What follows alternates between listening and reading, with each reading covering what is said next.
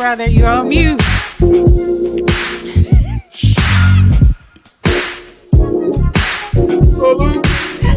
Salute. Salute. Salute. Salute. Salute, everybody. What up, y'all? Come on in. Come on in. Come on. There we go. There we go. Woo! Man, happy Friday, y'all. Happy sis. Friday. Damn, it's Okay. Friday. Again. Again. Again. Welcome, everybody. Welcome. Welcome. If what you heard is what you know, the dynamic duo is back on these YouTube streaks again on a Friday night, kicking it with the Tapped In fam. Yes, sir. And we are Live.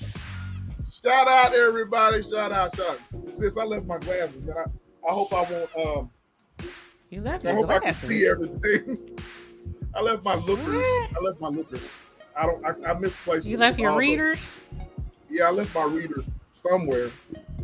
I've misplaced them somewhere with all the hustle and bustle for the last 2 weeks. But anyway, man. So happy Friday, y'all. Welcome to the Tapped In Podcast. Yes. I am one half of the dynamic duo, your boy SBK. And I did this on StreamYard on my end on accident, sis, but I haven't done this. I haven't done this in a long time. Lord. But I know what you're gonna do. Before I let my beautiful sis introduce herself and who she is, this is how I introduce her. This is how I introduce her at times, y'all. All right? Lord. This is how I introduce her. It's just TV. It's just TV. There you go. There you go. It's just TV. It's just TV. Play that again. We almost had on the. I know. We almost have on the same glasses in that way. Oh yeah, just about. So who are you, ma'am? Who are you, by the way? Who are you? Who am I? It is I. It is me. It is she. It's just E from. It's just ETV, y'all. What's good? What's going on? And if what you heard is what you know, ladies and gentlemen. Yes. Peace, love, and hair grease. It's if what you heard is what you know. All about what you know. We are very bad. What you say? Selena's already trolling. Selena 3 times already trolling. Oh Lord. All right. It's already started. Let's go. It's already started. We love it. We got manners. Chat. If you have not said what's up to everybody's in the chat, please. Oh yeah. Let me we got manners. We got home training. We got manners. So hold on. Let me scroll all the way up to the top. You heard the bestie, Thrive and Glow with Joe. Yes. Like, share, and subscribe. Subscribe if you haven't, and if you haven't, what the hell are you waiting on? Sis in the building. Sis in the building. Shout out Thrive and Glow with Joe. Shout out to V and She. Good evening. Good evening, Miss V. Good evening. Hope you're well. Who else we got? We got the troll trolling me already. Selena 3 times. 3 times. 3 times. 3 times for your mind. 3 times for your mind. And who else is up in here? That's it for right now. We got trolls up in here. Well, not trolls, but we got ghost watchers. Ghost watchers, Bushwick watchers. Hey y'all. Hey. The Bushwick watchers are in the house.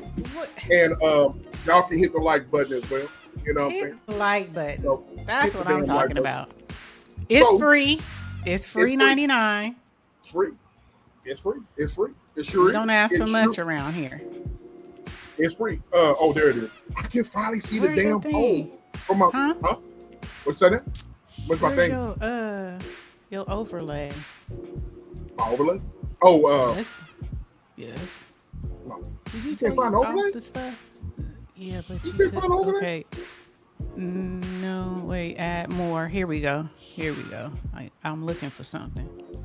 You trying to find something? Share, subscribe. Excuse me. It's already getting to me, ladies and gentlemen. It's already getting to me. What you drinking? I'm just drinking. I'm just sipping on some wine, some Chardonnay. Chardonnay. That's all I'm doing. Sipping on some Chardonnay. I had to bring this over here. Miss Foxy 2 Roxy is in the house. She says, Miss Foxy. Hello, please make me laugh tonight, please. I lost my son Monday. Oh man. Oh, Lord Jesus. I'm so sorry. Miss Foxy, I'm praying for you. But we're going to do our best to make your night, make your day. Yes. But I am here. If you need me, you know how to reach out to me. I think you're following me on IG. Reach out to me if you need anything, love. We love you. And you know what time it is. We do. If you need anything, holla at you. Holla at your boy. Holla at you. Holla at your boy. Yes. Right? Yes.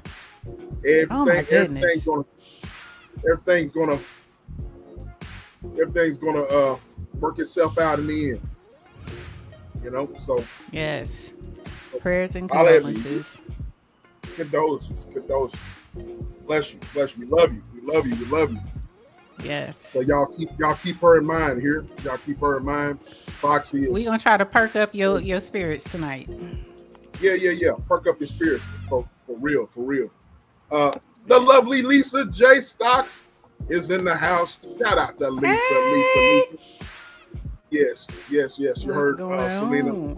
Prayers and condolences. So yes. So we're gonna lift your spirit. Try to lift your spirits up, Foxy. Oh, the Bay Area goddess is in the house. The Bay Area baby. The Bay Area baby's in the house. Shout out to DR. Hooray. Shout out to DR. Now look, check this out. Hold on. There is a poll question, ladies and gentlemen, in the chat. And in the chat. So sis is going to give her sermon out about voting. Mm-hmm. There's a poll question in the chat, ladies and gentlemen. There is a poll question. Nightbot, I'm sub. Is Nightbot messing with you, Lisa? Nightbot, I'm sub. Is Nightbot? I don't have Nightbot activated though. You don't? It's not in here? No, I don't have Nightbot activated. Why you turn them on? I don't know. I don't know. It was. I think one time it was just timing out people, whatever. So I haven't got a chance. Oh, because you gotta set it up, right? I haven't had a chance. Yeah.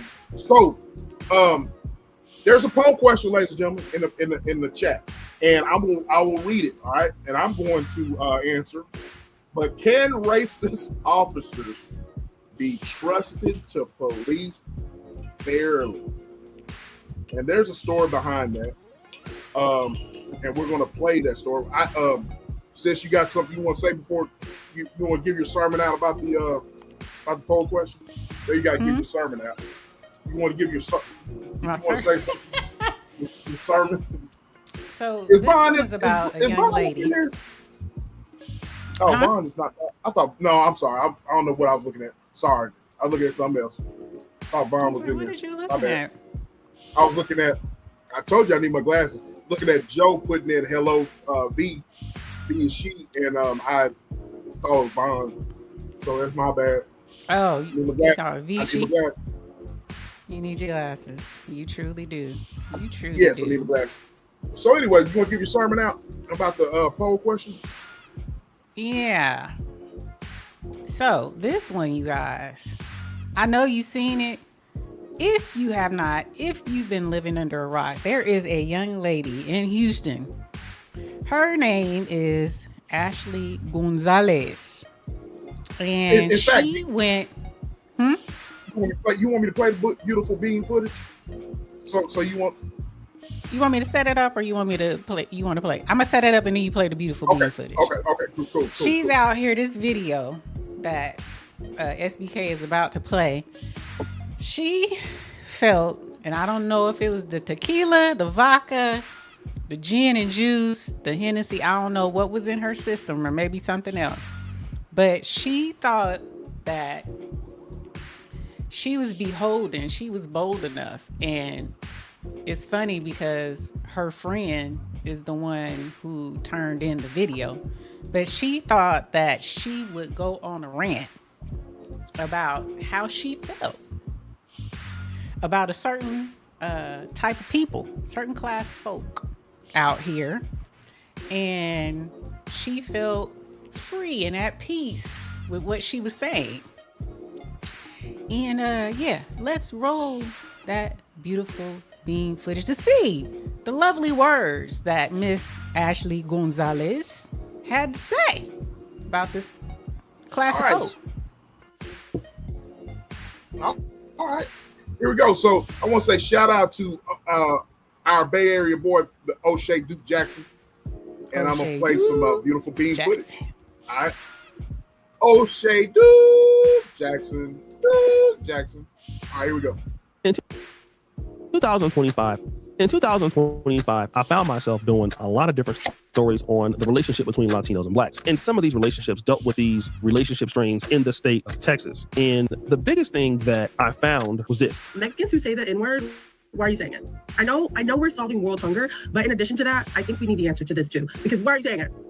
Why are you saying it? There's no reason. The largest quarrel, not the biggest one, but I would say the most common thing, was this whole idea of Latinos using the N-word. And that had to deal with somebody like Mexican OT, people who were born and raised around Blacks, who then thought that it was okay to use the N-word because of their association or relative position to Blacks. And most of these artists would confess that they love their Black friends and that they felt that they should be able to use the N-word because of their close proximity and understanding of the Black community as to almost being an honorary Black person themselves. And that became a widely divided topic between Blacks and Latinos in 2025. To the defense of the Hispanics, which I don't agree that non-Blacks should use this term, but to their defense, when they are using the term, they themselves are at least claiming it's out there one of them. I'll give them that much. And then the ending of that would be GA, even though I disagree with it wholeheartedly. Now, the flip side is you have other Hispanics who show a certain disregard for Black Americans in particular, a certain prejudice towards Black Americans in particular. And the person that we have today that has been caught doing this is a current Houston Police Department officer by the name of Ashlee Gonzalez. Now, we'll warn you, what she's going to say is quite graphic. She was smart enough to post this online, but the amount of times that I will always and forever say that I hate, oh my God, I hate, like, I hate y'all, like, you, like, I don't, oh, we were slaves, isn't that, I don't know, like, for a reason you guys were slaves, you guys don't know anything better than steal, like, oh my God, like, I was literally eating food with my friend, he had his, oh my God, like, I don't know, por Dios, por gracias de Dios, I had my wallet next to me, like, my whole purse, and those, like, that little small ass decided not to steal my, oh my God, around my heel, like, what the but, like, whatever, right, some other, but no homework, nothing, y'all don't know how good it felt to say, like, out loud, like, goddamn, oh my God, I felt like I was back in the Marine Corps, like, I kid you not, I don't know what over me, I grabbed the neck, and I was like, come here, you, and oh my God, like, I felt like the world just stopped, like, it was just peace, like, like, I don't know, and then it was just like, even I, in my head, I was like, damn, I stand for that college, you know, like, imagine downtown, for there, they could have beaten my ass, and then he, like, stopped and said, hey, just come here, I was like, I was like, oh my God, like, I call you. She's using the N-word, ladies and gentlemen. Like, world peace. Now, of course, this did not get the publicity that Ashlee Gonzalez desired. In fact, it worked quite the opposite, especially with community leaders in the Black Houston community. We're out here today, well, tonight actually, in regards to Officer Ashlee Gonzalez. Well, I'm going to say used to be Officer Ashlee Gonzalez. So I just find it interesting that she was just so bold and emboldened to be talking like that on social media about Black people, okay? And you think you're going to be a police officer in my city over here displaying that kind of behavior. Baby, let me give the community an update.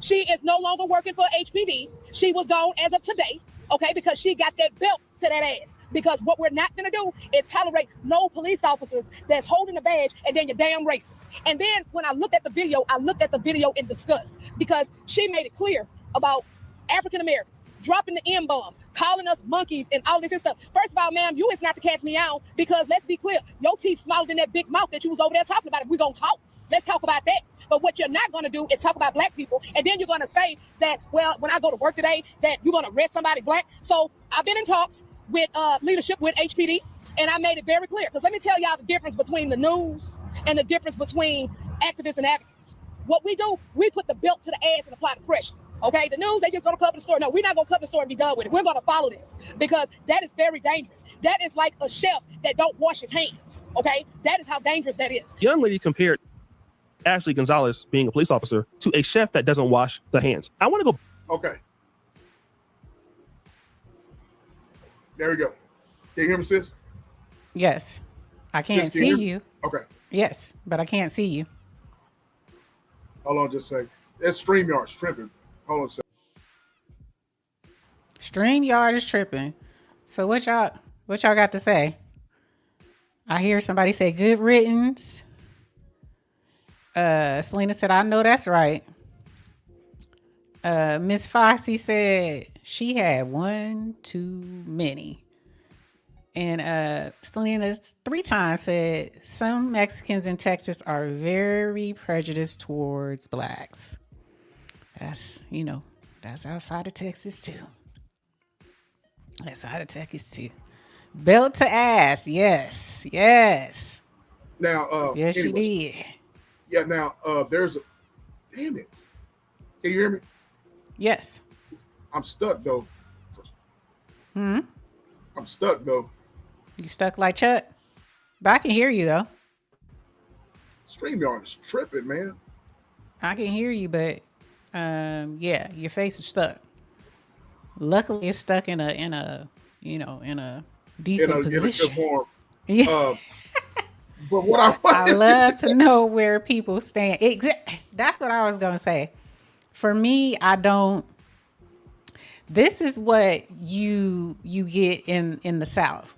So at least you know where this person stands. Now, where I live, they're very passive aggressive. They'll say certain things, or they'll say it in a manner you won't really get the real until something happens, and then they come up with they get all out their character. But it's very hard to locate them because they like to hide. I have black friends, that type of stuff. So I respect it. I definitely respect it. She says she's going to need a real protection after getting fired, and she needs to stay out of the black neighborhoods. I got Mexican neighbors that are mean, so I'm mean too. Oh, Lord. It doesn't bother me one bit. Just don't run up. Exactly. At least I know I can locate you. I respect the person who, if you don't like me, that's fine. Don't play in my face. The thing about it is though, sis, is that now Dr. Matthews had said that she had got fired, but I found a video by Philip Scott that she was not fired; she was just suspended. Is this recent? Yeah, I got it. I got the beautiful beam footage here. Okay. So because I thought I heard she was fired, so they just suspended her. I wondered, did they suspend her with pay or without pay? Yeah. I'll play it right. I'll play it right here. Miss Foxy said, "Here they won't say it or act toward it." Okay, pending on V. She said pending pending investigation. All right. This lady, you remember the one here in Houston that was caught doing a anti-black rant about black people, even though she is a police officer, and now they end up suspending her and taking her badge and gun away from her, but they have not fired her as of yet. And a lot of people are like, okay, we got a video. Why has she been fired? And if you have not seen the video, we're going to recap that video. Let's go ahead and put that video back up. I was like, what are you going to possibly say? Like, are you going to call 911 because I called you? No, right? Still, like, oh my God. In my head, I was like, I called him up downtown. Chiefs are there. They're going to beat him. And then he like stops and, hey, yeah, just call me. I was like, I was like, oh my God. Like, I called you. We're on people. Okay, so that's a recap of that video that went viral and everybody is saying, okay, what's going to happen with this female? Well, let's go on and go to the Houston Chronicle real quick and say Houston leaders and activists call on police to fire the accused. That was also accused of racist. It's not accused. I mean, hey, you saw the video. What'd you say now? That was April 22nd. That was 2 days ago. And then he did this 1 day ago. Okay, because what I got, she was suspended. I mean, she was fired. Let me see. Video, right? So they definitely called to mount it to HPD to fire the officer accused of repeatedly using racial slur in a social media video that's going viral this week. They say the police officers union, NAACP, a Houston City Council member, and a prominent local activist have denounced the video, which reportedly shows Officer Ashlee Gonzalez going on a racist tirade about black people and describing her use of slur during a prior arrest. This HPD told the media that Gonzalez relieved the duty. The department did not respond to multiple requests for comment from the Chronicle. Gonzalez is still employed. So when people say, oh, she got fired, she has not fired. She's suspended with the department. They say, but turned in her gun and badge. They say, as an investigation gets underway. Okay. No. Go ahead. Hold on. No, as of today, Friday, April 24th, 2026, Houston PD officer fired following investigation into the video. Racist remark. Yeah, as of today, they fired her. Okay, good. She gone. But what say y'all? Do you feel an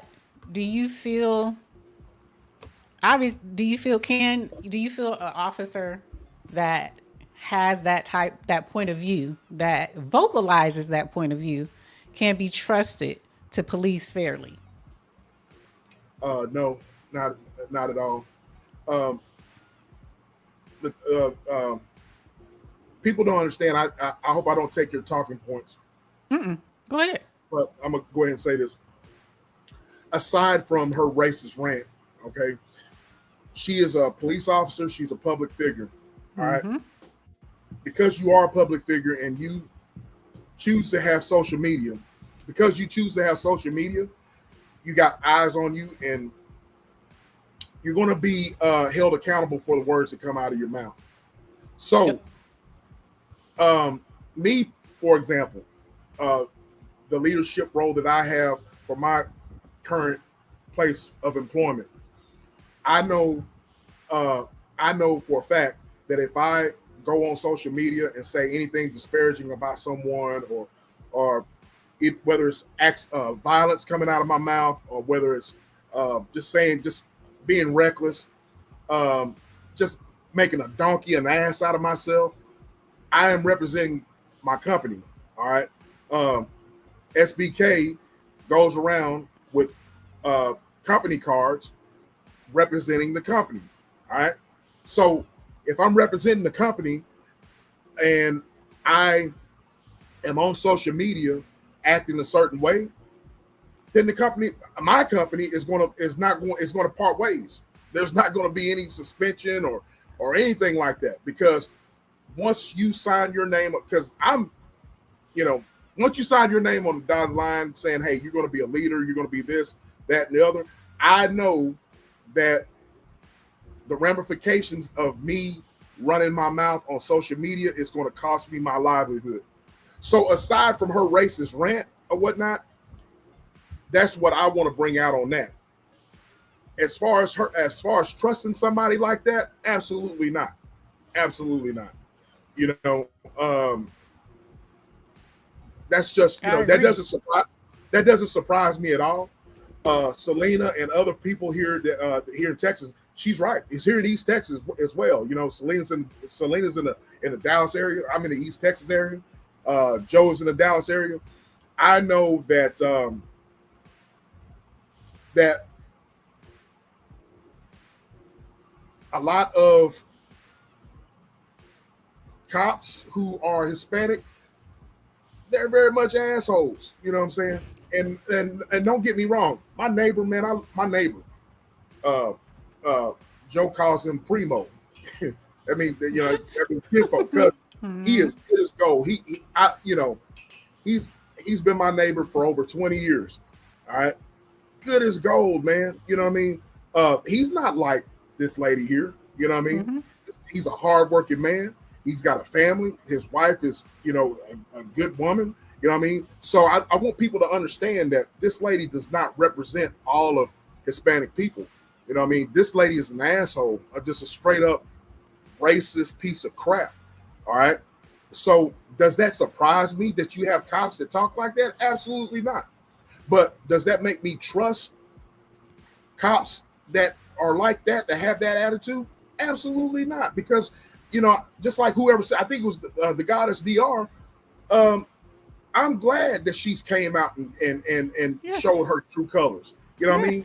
There's more people that are going to come out like that. You know what I mean? Because your actions speak louder than words. So, you know, you may not say that you're a racist or whatever, but your actions, you know, I as I told you, sis, I get pulled over every week. Every week. I get pulled over every week. Every week. If y'all think I'm lying, you know, I'm just being serious. I get pulled over every week. Every week. Every week. And so they can't find anything on me. You know what I mean? I'm a law-abiding citizen. You know, I give back to my community. You know what I mean? But I get pulled over every week. Every week. You know what I mean? So, you know, it's either because I shouldn't say this. No, I ain't gonna say that. But because I don't want people thinking anything otherwise. But I get pulled over every week, you know what I mean? But they want a reaction out of me, but they're not gonna get it. You know what I mean? So one of the things that saves me from a lot of things, sis, I told you that my uncle is a police officer. He's been a police officer here. So is mine. Yeah.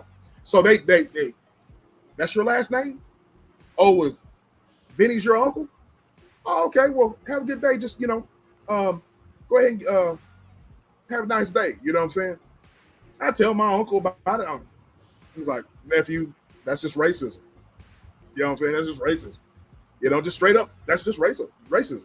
So to answer your question, sis, there's two things about this, and I hope I answer your question. There's two things about this.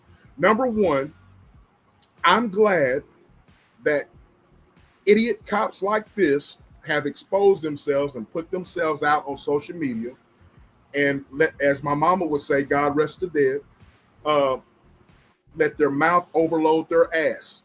And that's what the old timers used to say. She let her mouth overload her ass, and she just exposed herself.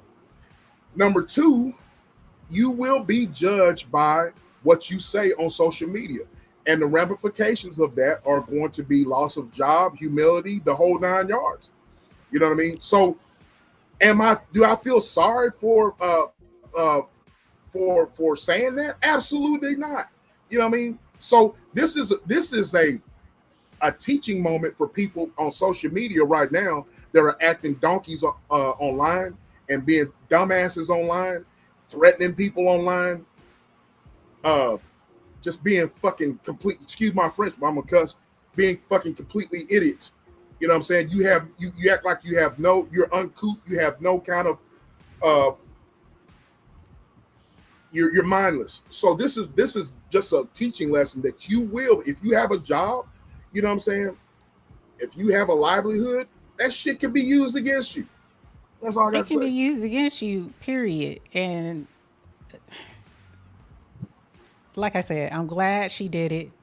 I'm glad she let everybody know how she feels. Should she keep her job? No. Should she be able to get her job somewhere else as a police officer? Hell no. You need to seek another profession. You need to seek another profession. We had some police officers like that out here where I lived, and they got caught up in being exposed with their group chats that they had amongst themselves, and they were saying things about the people that they arrested. They were saying the hard R. They were talking about Hispanics. They were talking about, you know, Asians. They were just very harsh. So they ended up, it was about, I want to say 5 to 6 of them, they lost their jobs. So you shouldn't be able to, and why you shouldn't be able to. And this is not just for police officers. This is for, like SBK was saying, we talked about it on the back end in HR. This is just if you work for someone, if you are beholden to someone and they pay you, you sign a social media agreement, right? Hey, Miss Alice. And I think Hey, Candy Lanes is in here too. Hey, Candy Lanes. in the house. Where'd she go? Where'd she go? I There seen her you in go. here while you was talking. Yep, there she go. How you doing, So love? Good to see you. these people, you can't, if you collect a paycheck from someone, if you don't have your own entity, your own business, you write your own check to yourself, you are beholden to someone. You sign a social media agreement. Now, it doesn't say that you can't say anything on social media, right? About your company or anything like that. You can talk about, there's ways you talk about certain things, right? But when you get online, like SBK is saying, you are a representative. Even if you outside, we not even talking about online. She was online, but she was off work. Even if you're off work, you still can get caught up. And I've seen it so many times that you just can't act a certain way, say certain things, present yourself in a certain way. Especially now, it's quicker because of social media. Somebody can catch you on video, take a snapshot of you, find your image on the internet, which is not hard to do these days because of social media. Then they can find you, find where you work, send the video to your employer and say, hey, this is the person that represents your company. Look at how they conduct themselves outside of work. And you probably saying it don't take all that, or people can't do that, or they can't fire me because of, oh yes, they can. Because you represent them on the clock and off the clock. And if your actions risk them getting contracts, federal, private contracts, collaborating with some company, guess what? They're going to choose that money over your ass because you done. Okay?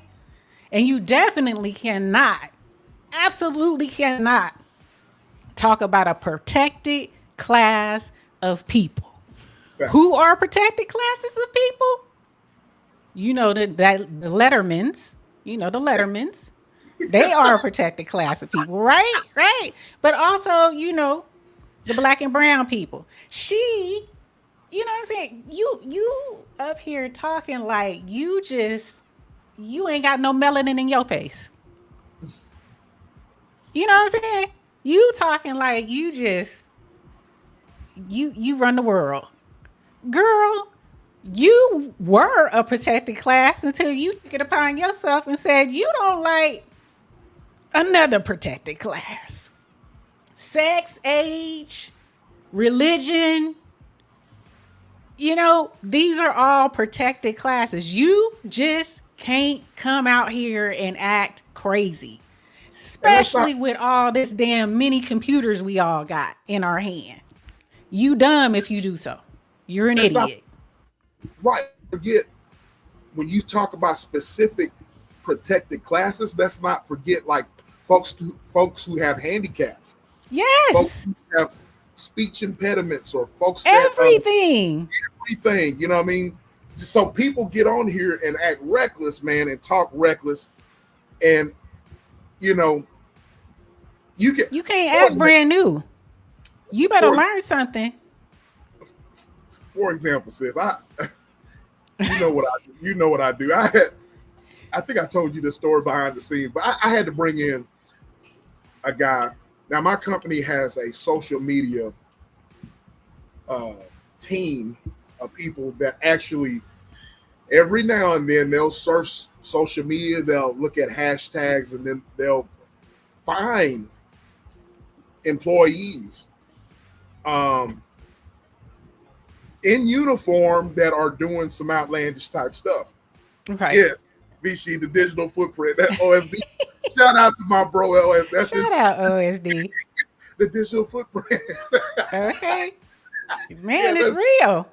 That's his saying, but he is he should come up with V. When me and you are in his chat, we need to tell him when next time he says that he needs to come up with a t-shirt. The digital footprint. The digital footprint. Real. But I've had to.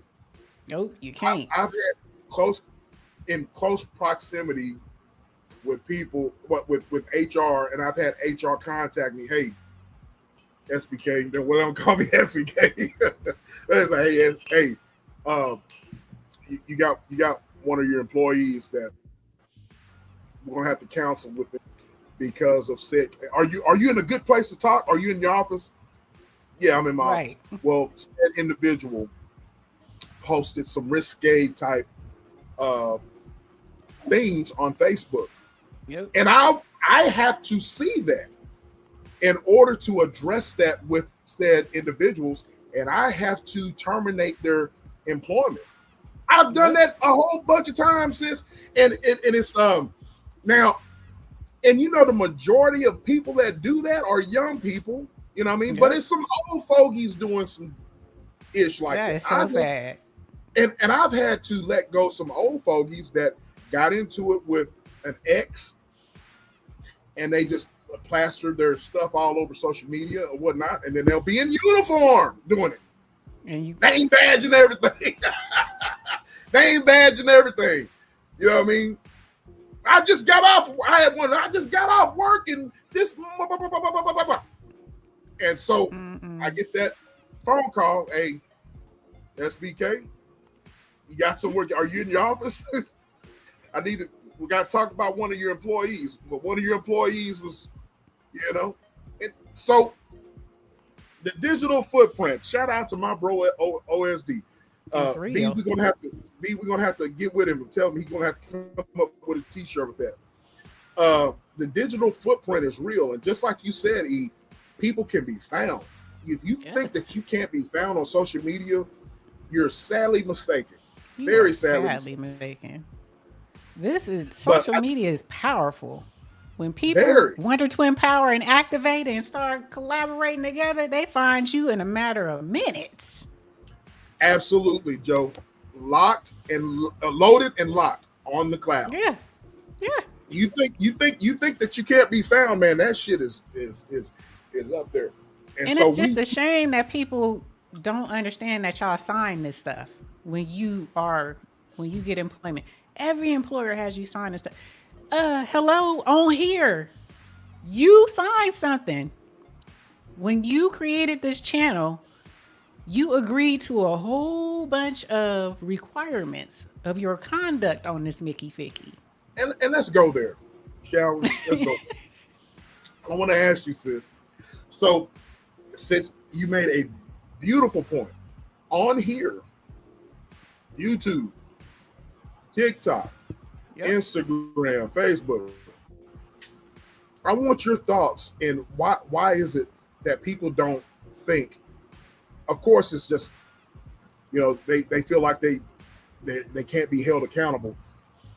But why do you think that people are just so comfortable with doing stuff like that online, talking about stuff like that online, making threats online, acting like donkeys online? I want your whole opinion about it. And what do you think eventually is going to be done? Do you think something eventually is going to be done about that type of stuff, about what we're talking about? Well, to answer the first question, the reason why they act like that is because they're donkeys outside this Mickey Ficky. People do what they're comfortable doing outside. So if you like that on here and you trash on here, more than likely you trash out there. You know what I'm saying? I will be in y'all clouds multitasking. Okay, you must be we cooking. Appreciate you. V, you must be cooking. What you cooking this time? Because last time, I think you was in my chat or you was cooking something. You must be cooking, V. You must be cooking. I'm nosy. I want to know. Okay. Yes. So they act like that because that's who they are. You can't. What do you say? Lack of self-control and doing anything for clicks and views. They do that. Absolutely. But you have to have a level of that has to be in you. You know what I'm saying? You can't say that even if you saying it's an alter ego. Well, that alter ego, you want it to come out. Okay? It's in you some kind of way. what's going to happen eventually on here, and they're making a lot of changes on here. People's channels are getting clapped. Stuff is getting pulled down. People are people are getting tired of that, and Yep. YouTube is going to start. You're not going to be able to monetize that. You're going to get your channel taken away. You're going to be kicked off of here, and some people, I don't give a damn. I got this multiple channel, this and that. I give you. They just don't want you, not making enough money for you to be a factor for them. But let's look at Tommy Sotomayor. Tommy Sotomayor, he tried to come back on here after they kicked him off, and he tried to come back. I don't know, he had like 10 channels. I don't know how. He had a lot of channels that he tried to, and they clap. He is not allowed on here. They still haven't brought them back and monetize their channel. You know what I'm saying? So it's getting to the point of they gonna start looking at these little minute channels that ain't making a little bit of coin, and it's gonna be easy to clap y'all up out of here. So keep doing what you're doing. You can say I don't care all you want. Okay. I like what Alice said. She said it also shows lack of maturity regardless of age. It does. Alice, to go that low is just diabolical.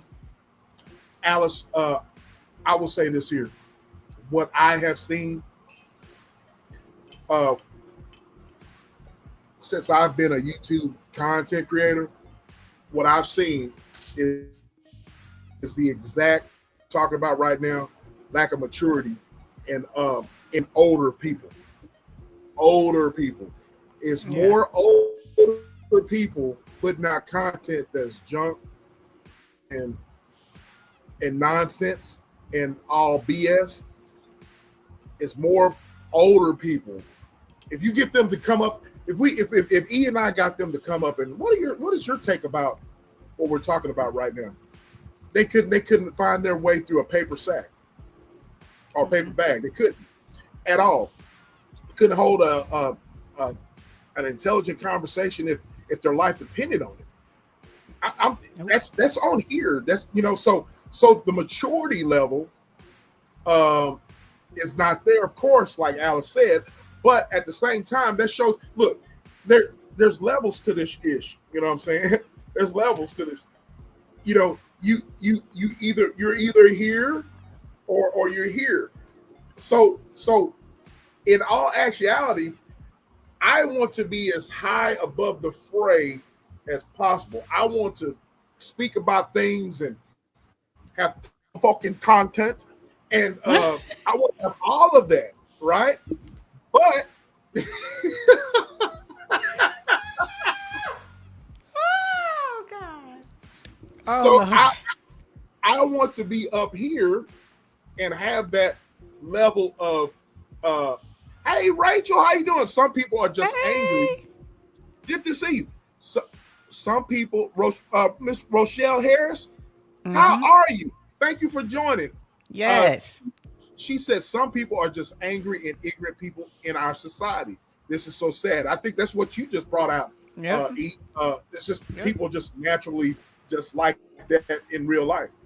So what I was saying was, I want to be at that level to where, man, I want to give you content that you can think about and that you can ponder on and have more little trickle downs from that initial thought of one idea of a content, and things just trickle off from there.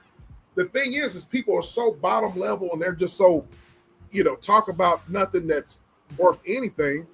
And so when you're like that, then you're not going to be used to anything. It's just like, if you just are just used to staying in the house and you're just accustomed to staying in the house and not being adventurous and going outside of the house and knowing that's a world outside of the house, then you don't know how to act. So if you're not, just like a prisoner being in prison, you've been in prison for so long, when you get out in the world, you don't know how to act.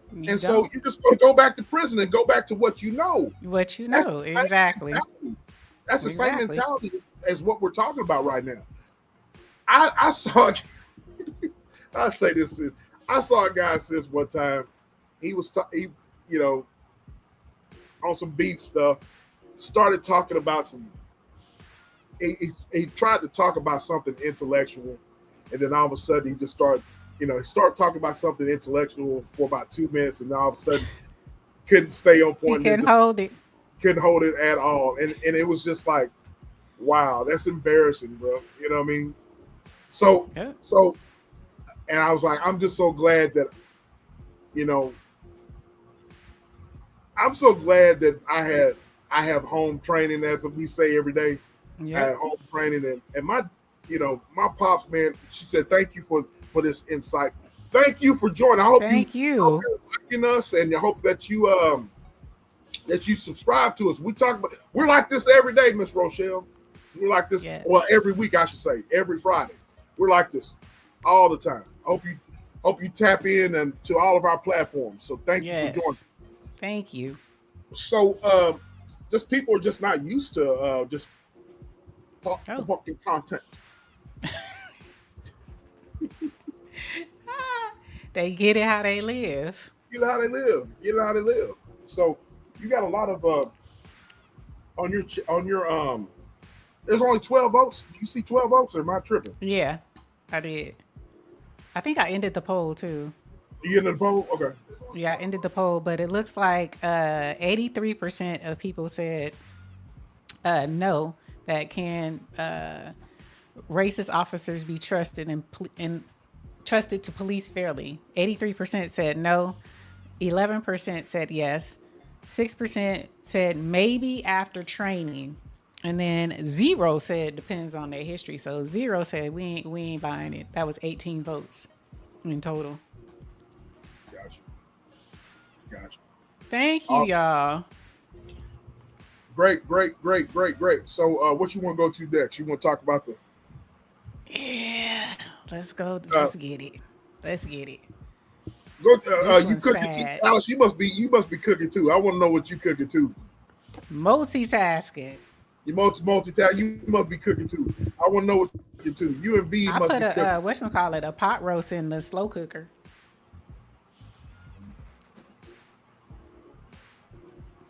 Yes, sir. Yeah, pot roast is popping. It still ain't hot enough out here, so we still got rain and stuff. So you still have rain? We had driving me freaking nuts. I feel like I'm in Texas. I feel like I'm driving with you someday. 1 minute it's sunny, the next minute it's storming and raining. I'm like, what is this? It's been it's been kind of nice outside, but it's been storming. It was storming Wednesday, but Thursday was trying to, but it's been all right. So April showers. Yes. April showers. Now my grandmama, she from New Orleans. She used to make me go outside barefoot in the rain. I don't know what that meant, but I ain't doing it now. I did it back then for her. I'm only doing it now. I don't know what that means. Yeah, that's an old saying. You're barefoot in rain. Yeah, go barefoot in the spring rain when it's springtime and it's raining outside. It's hot too when it's raining. It's hot. Yeah. Steam. I think I was talking to you on what you call it. You see this when it rains. You see the steam coming from the roofs down the deck. She said it's too late for me to be cooking. It's never too late to be cooking. There you go. Late. So you want to talk? So you ready for the Shreveport thing? Yes, let's bring it on. Okay. So you can set this one up. All right. Well, now look, y'all see how sis is acting right now. She this situation with the Shreveport thing, y'all heard about that, right? With the guy unaliving his children and turning the gun on his wife and his mother and stuff like that. You know what I mean? That is literally like Shreveport is literally down the street from where I live. You know what I mean? So like just a few minutes away from where my city. So, and the guy looks I believe I was told that I know the guy. You know what I mean? Because I worked in Shreveport. Yes. Wow. So I worked. Remember, I told you, whenever my church stint years ago, I was in Shreveport every week, and the guy looks familiar. He really does look familiar. So I was told, on the back end that I know the guy. But yes, that was very sad. That was very sad. Yeah. So he lived, and this all happened in this very violent neighborhood called Cedar Grove in Shreveport. That's violent, bro. Shreveport is a war zone. I'm just gonna be honest with you. Shreveport, Louisiana is a war zone. People talk about New Orleans. Shreveport is just as bad. Shreveport is just as bad, or if not worse than New Orleans. I know it's smaller, right? It's a lot smaller. Yes, it's a lot smaller, but I know, Shreveport at one point in time, if I'm not mistaken, was right underneath New Orleans when it came to, unalivings and I won't say the word, but a bunch of crime kind of stuff. My company, I worked down in Shreveport, and we had Shreveport Police Department had shifts in my place of business. You know what I'm saying? That's how bad it was. I never had no issues with people in Shreveport.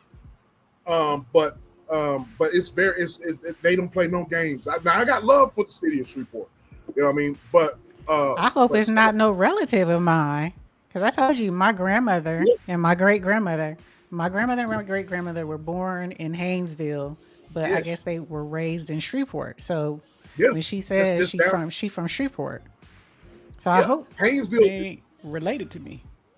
No, Haynesville is Haynesville is like real small, but Shreveport is a pretty big city. You know what I'm saying?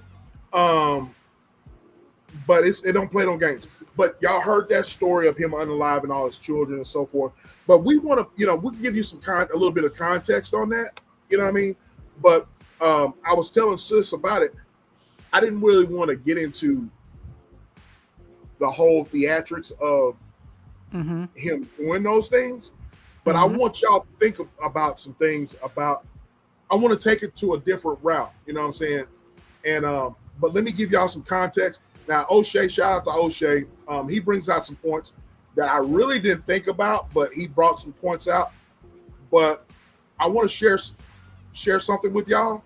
And shout out to O'Shea Duke Jackson. And Duke Jackson. And I'm going to share this, and here we go. And he shot 2 female adults. This is a national tragedy, and many people are concerned because of the massive loss of life and because the victims were ages 1 through 14. But then there is something that I haven't really thought about, which is the other individual that was not his child. Here's what the father had to tell me. I'm never going to get to talk to God with him. I'm never going to get to hear him say, Dad, can I get this bag of chips? I'm never going to get to hear my nieces say, Gunkle, can I get a nana? Gunkle, you going to work? Gunkle, are you okay? I'm never going to hear that again. So the other child that was unalive was his nephew. And now we're trying to figure out what was the reasoning behind it. What motive have authorities come up with so far? Authorities have talked about this as a domestic dispute. I talked today with Elkin's wife, or one of the women Elkin shot her in the nose, in the face. He told her, you caused this. She doesn't know what that means. I've talked to several members of family on both sides. They say that it's possible that Elkin's wife had indicated that she wanted a divorce in recent days. And there may have even been some effort to finalize that request as soon as today. They also told me Elkins had struggled with mental health. He knew that he had sought treatment recently, that they had talked to him about it. Those seem to be the only indications that might offer any sort of answers as to why something this awful could happen. So the reasons are speculative. And I noticed that on the video that I did before, some black men kind of made some level of excuses for what happened, although I don't disagree. This person says the minority doesn't represent the majority. In other words, just because this black man did something horrific to his kids, it doesn't mean that all black men are like that. This person says, I don't think it was a black man issue. That is a demon. He looks very creepy in all his pictures. Don't you see the entity? I just want to use those comments because they mirrored a lot of what people were saying in the comment section. And this kind of whole idea that this sort of thing doesn't affect the black male reputation. And many black men kind of feel like this. You can't be free if you're worried about what people think about you. Like real freedom is when you have nothing to gain, nothing to lose, nothing to hide, nothing to prove. If you have those four things, you're free. So this kind of idea that black men have kind of taken on in the black community because of what's happened over the years with the movement and black men being painted negatively is like, we really don't care about the opinions of others towards us. And I can understand that point of view. And I do think that this is more likely if, let's say, for example, you want to be like an attorney, you want to be something in life, and somebody is saying that you can't do it. I think that this is the right attitude to have. But here. Okay, so I want to stop sharing, and we might share some more later, but I want to stop sharing. So I want, if y'all heard that. Oh, is my face still frozen? Nope, you good.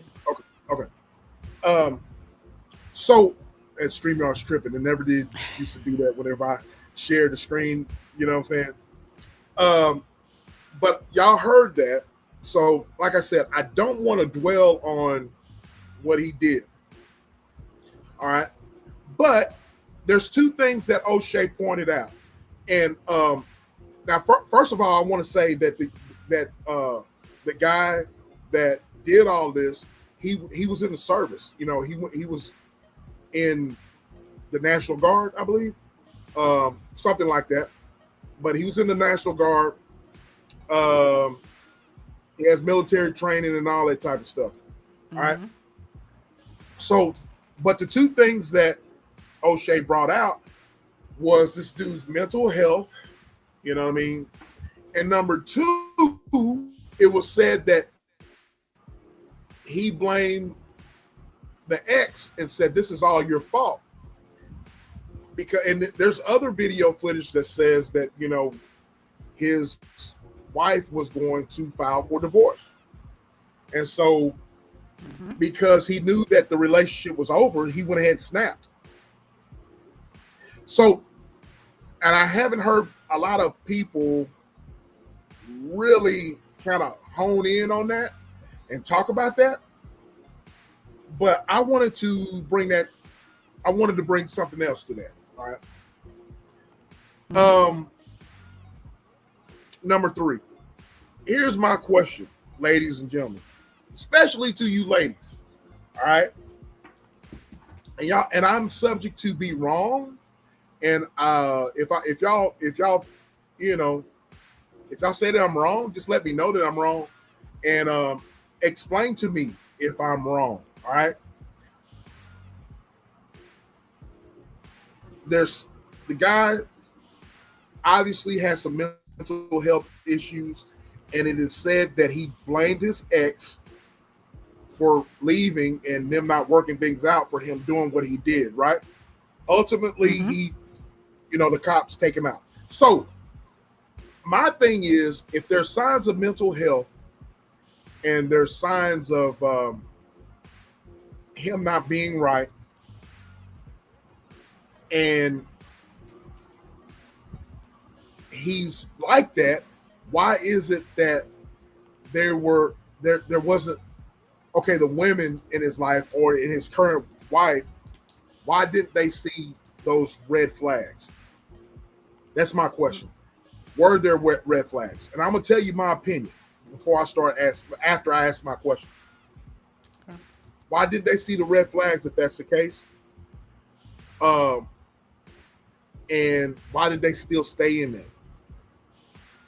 And my thing is, I'm gonna tell you my opinion. I feel like there's red flags. There were red flags. I feel like this brother has some mental health issues. I feel like he has some issues and they were not addressed. So I think a lot of times, men too, I think a lot of times in relationships,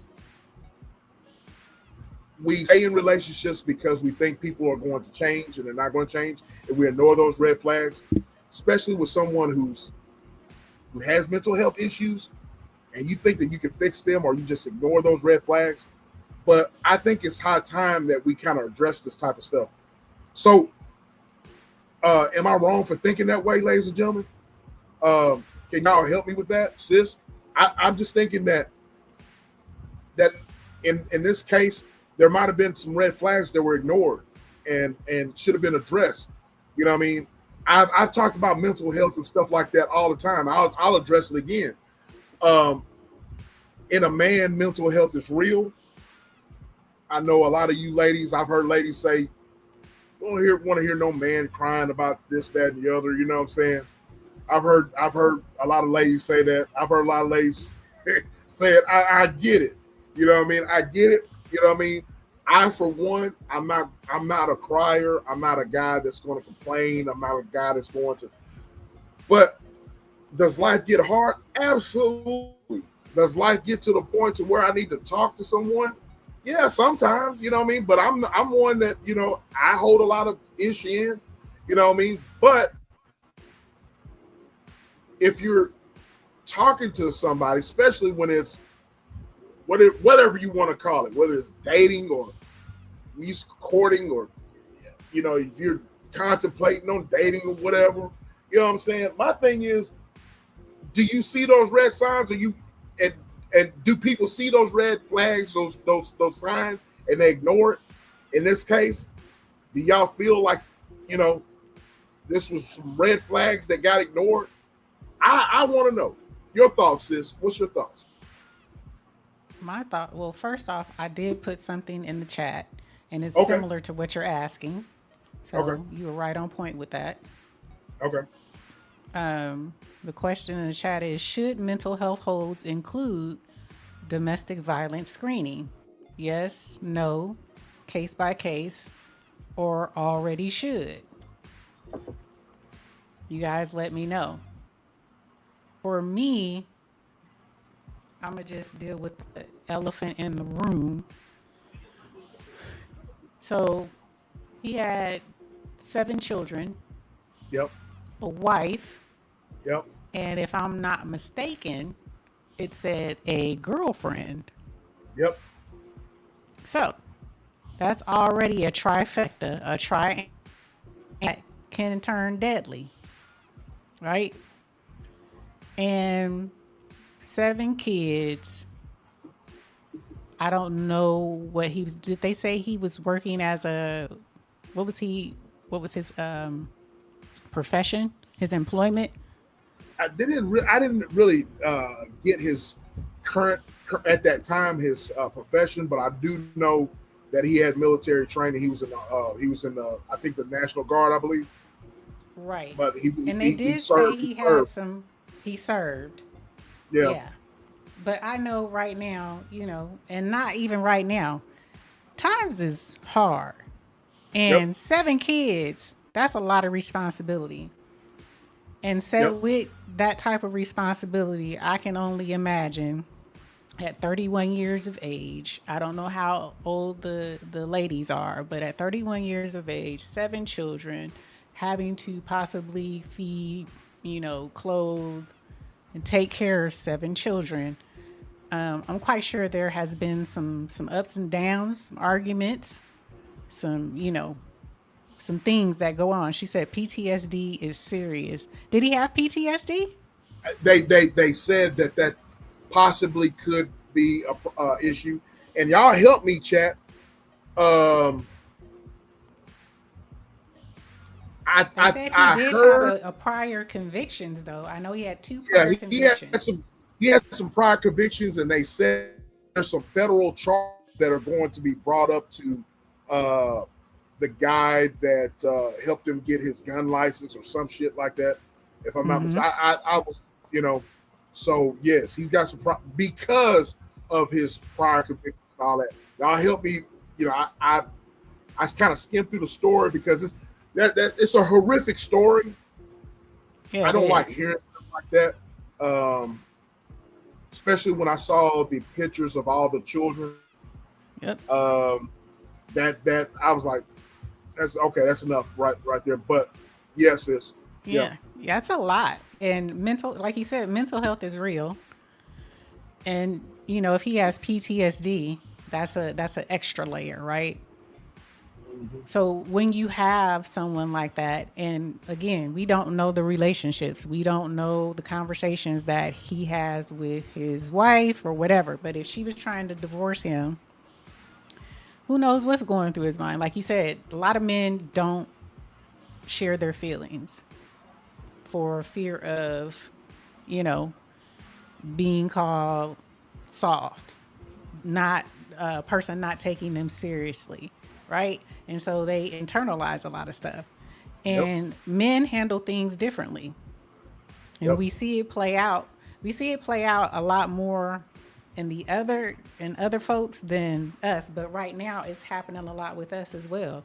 We'll, turn the gun on family and then, possibly themselves, unfortunately. It's just not, it just breaks my heart because it's children involved. Because it's like why would you do that to your children? But sometimes people do things in the heat of the moment and they don't think, right? Maybe he thought that hey Kim, maybe he thought that, taking the children away would hurt the woman. I don't know, but it's just a sad situation. And if he did have mental health issues, PTSD, he should not have had access to a gun. But I know in southern states, that's kind of hard, right? That's not always something that in California, it's like, that's a given. They don't want to give the people who do everything by the letter a damn gun. But in Texas, down south, is it different? Can you have access to a gun with mental health issues and PTSD? I think it's easier to, easier to access a gun in the South, right? Oh, yeah. Yeah. Very much so. Right. And I'm not saying that this is the case to be the poster child to say that, look, we should ban guns, because I don't believe in that at all. But I do believe when you have information like that, that's just common sense. He shouldn't have a gun. He shouldn't have access to a gun. That's just common sense. Yep. Here's the thing. Alice said the wife may have stayed so long because of the children. All right. Yes. Is that a good thing? I want y'all to help me. I know my answer. People ignore red flags too often. And also, Foxy says sometimes red flags are not seen and noticed. Look, are they not noticed, or are you just? I don't subscribe to that. I subscribe to we see it. It's just we choose to ignore it. I think exactly. I think people see those red flags, but they choose to not address them, and they just go ahead and just, put it on. Right, because at the end of the day, when the stuff happens and whatever happens, most people say, I saw the red flags, but I chose to ignore them. I saw right? Everybody usually says that. Let's talk let's talk about anger. That's what it all boils down to, anger, right? Anger turns to jealousy. Anger is the very nature of, you got jealousy, then you got, all sorts of stuff, you know what I'm saying? Envy and all that shit, you know what I'm saying? Anger. So, okay, everybody gets angry. You get angry over something. That's a natural thing that every human being has. You're going to get angry over something. But if you don't have self-control and you just fly off the handle for no reason at all, and you don't see that, especially with this gentleman here, bruh, was that cooter that good? God damn, you know what I'm saying? You that cooter must have been shit. You know what I mean? I mean, damn. You know what I mean? So y'all women, y'all mean tell me that y'all, y'all ain't I'm just being honest with you. You know what I'm saying? This is grown folks talk right now. It's 9:20 p.m. right now. I'm just being real. Y'all women know what I'm talking about right now. Quit acting like y'all have, look, I understand. You know what I mean? That a lot of y'all have changed your lives. You know what I'm saying? You're not what you used to be back in the gap. You know what I'm saying?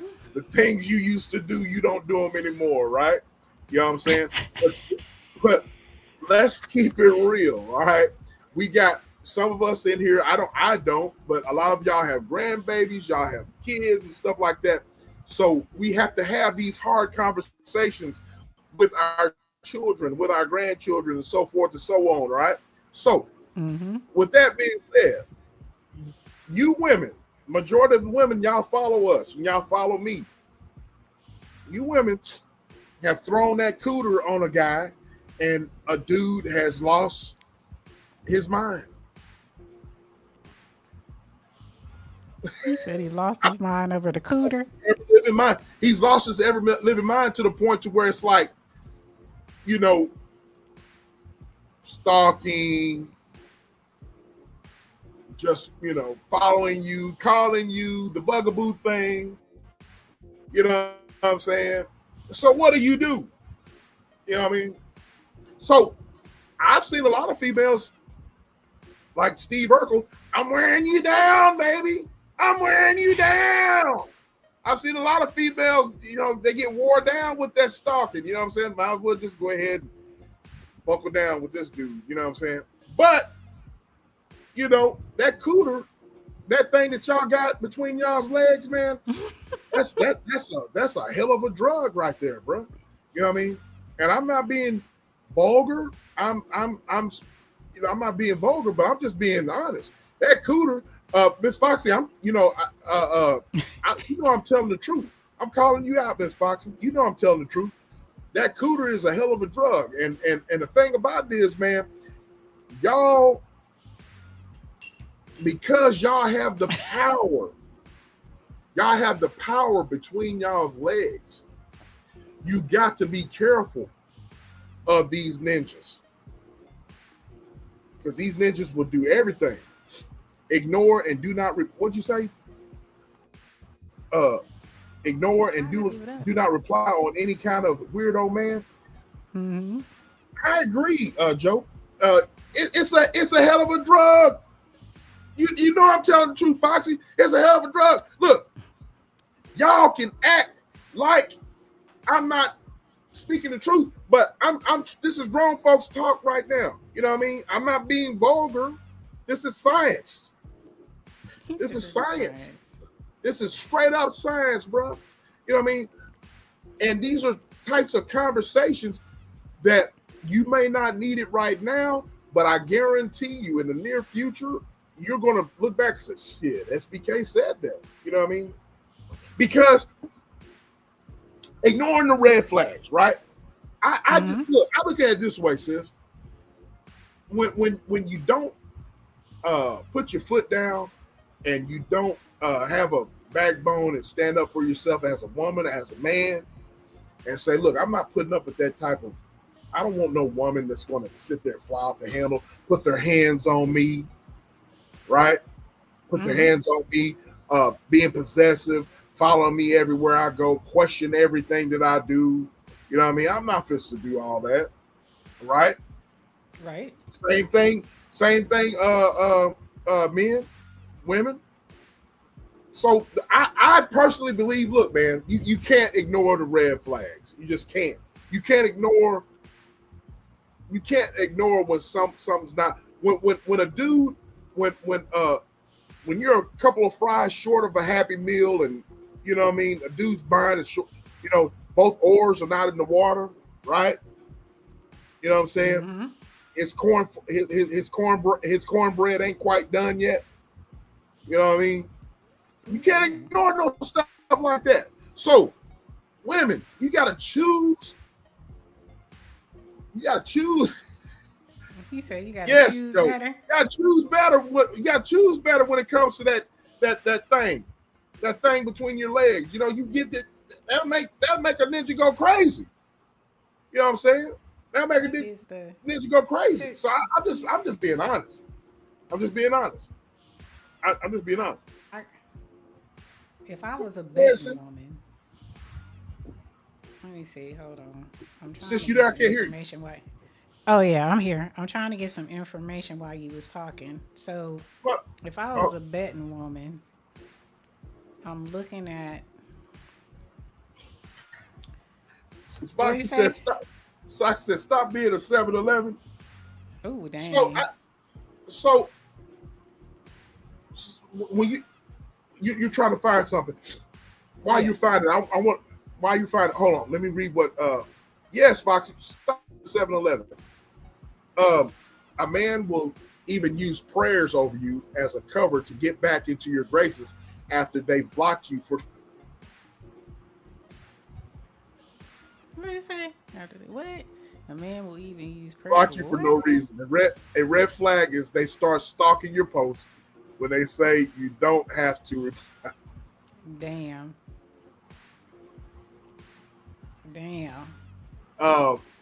Damn, Joe, who you talking about? Okay. What's going on, bro? Good to see you. Look. Hey, Jimbo. Look, here's the thing, man, about that guy. Mm-hmm. Mental health. The thing about mental health, man, with men is that it's shunned and it's shunned and it's shunned. You know what I mean? And so that's what people are not. They're talking about the tragedy that happened, and we should remember the tragedy. It's a tragedy, but man, you got to find you a support system, men, women, find your support system, and you got to lean on that support system. Because I have a support system. You know what I mean? I there's a group of a circle of people that I've got to have around me. You know what I'm saying? I got to have around me, and so you got to have that. But look, women, this message, all you women that have that, y'all got that tackle box. Y'all got that good tackle box. Y'all know how to reel them in with your tackle box. The tackle box. He said the tackle. You know how to reel them in with that tackle box. And if you got a guy that you've reeled in with your tackle box, you know what I'm saying? Don't ignore those signs. Don't ignore those signs, bro. Don't ignore it. Like I said, that's why I keep my 3 bodyguards if they act crazy. Yeah. Oh, damn. It's real. This is a small town. But we cannot all save everyone else. It's a small, sis, it's a small town compared to where you're from. Yeah. Talking about Shreveport? Yeah. It's 187,000 people. What is it? They said, it's 85, what is it? No, 56%. So more than half of the population is black. Yeah. 35% is white. So 56% black, 35% white, 4% Hispanic. The median household, that don't make no sense.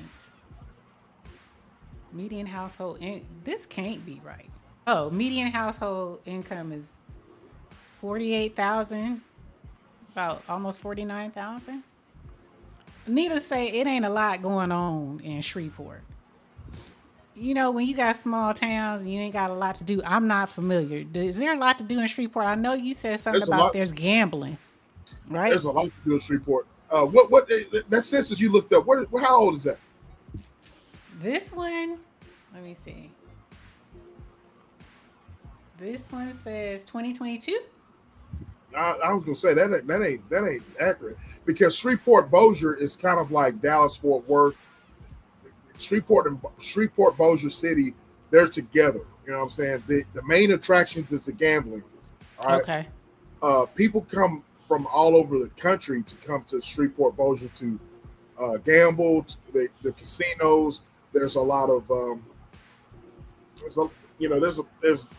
so.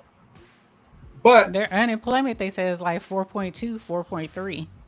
Right. So I don't know. Was he working? doesn't say a lot about him. If I knew more about him, I could come to, deductive reasoning. Well, for him to leave it, I will tell you this: where he's from, where this happened, where he's from, Cedar Grove, that is very violent. That's a very violent part of Shreveport. Cedar Grove is nowhere to be walking around in. That is a very violent place to be. All I know is you got 7 kids, you got a lot of problems. If you ain't making a lot of money, if you ain't got Diddy money, you got problems. 7 kids. That's a lot. But you got like I said, you got the casinos. There's a lot of great places to eat. The casinos, it's the boardwalk. The boardwalk is kind of the boardwalk there in Shreveport, Bossier City is kind of similar to in San Antonio. You know what I mean? So but is it easy to survive off your income and who knows what she made and have 7 children? Or would that be a stressor? And if y'all fight back and forth and you got 7 kids, I'm making assumptions because I don't know, but I'm just, Shreveport is not, I know what you're reading, but Shreveport is not a poor city. It's just not. Okay. I'm telling you, I've been there. It's not there's bad parts of Shreveport like in any city, but where he was at, Cedar Grove, he was in the hood. So he might have been struggling. I don't know. I don't. And you got a wife and a girlfriend. You have the nerve to have a wife and a girlfriend and 7 children. Foxy said if the wife and the girlfriend met to discuss him, he may have felt that she was messing up his happy home and finance. Because didn't he say before he shot her, he said, "This your fault"? Was that the wife or was that the girlfriend? I think it was the wife that was going to leave him. I don't know. I wish I want more information. They don't give very much. I know they being real. I mean, because the sad part of it all is the 7 children. So they focusing on the 7 children, but I need to know, how did we get to you doing that to your 7 children? Now I know where did we get from there to here? I know he did all this while the kids were asleep.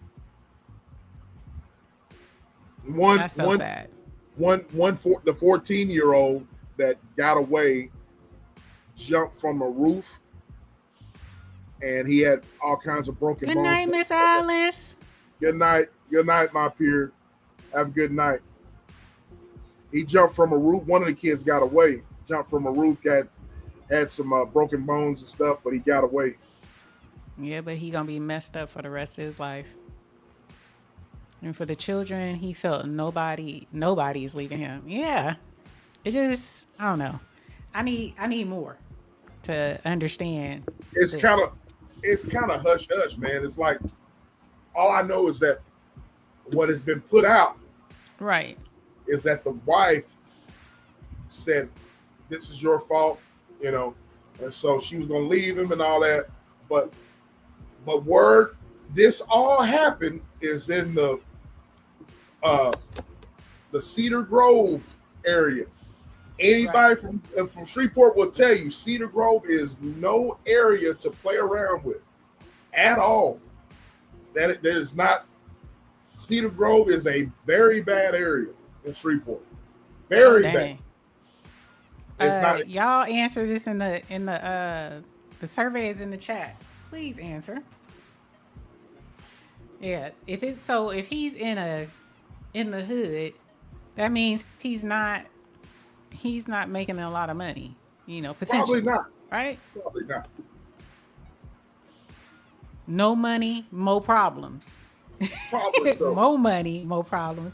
No money, you got a gang of problems. Probably so. Yeah. And I'm just saying, look, if you got problems, you got issues and so forth, so on. Me too, Joe. I don't see the new poll, sis. You or know? did you put it up in one? Well, it shows up in both though. It does? Yeah. I'm seeing it in both. That's why I didn't put it in the other one.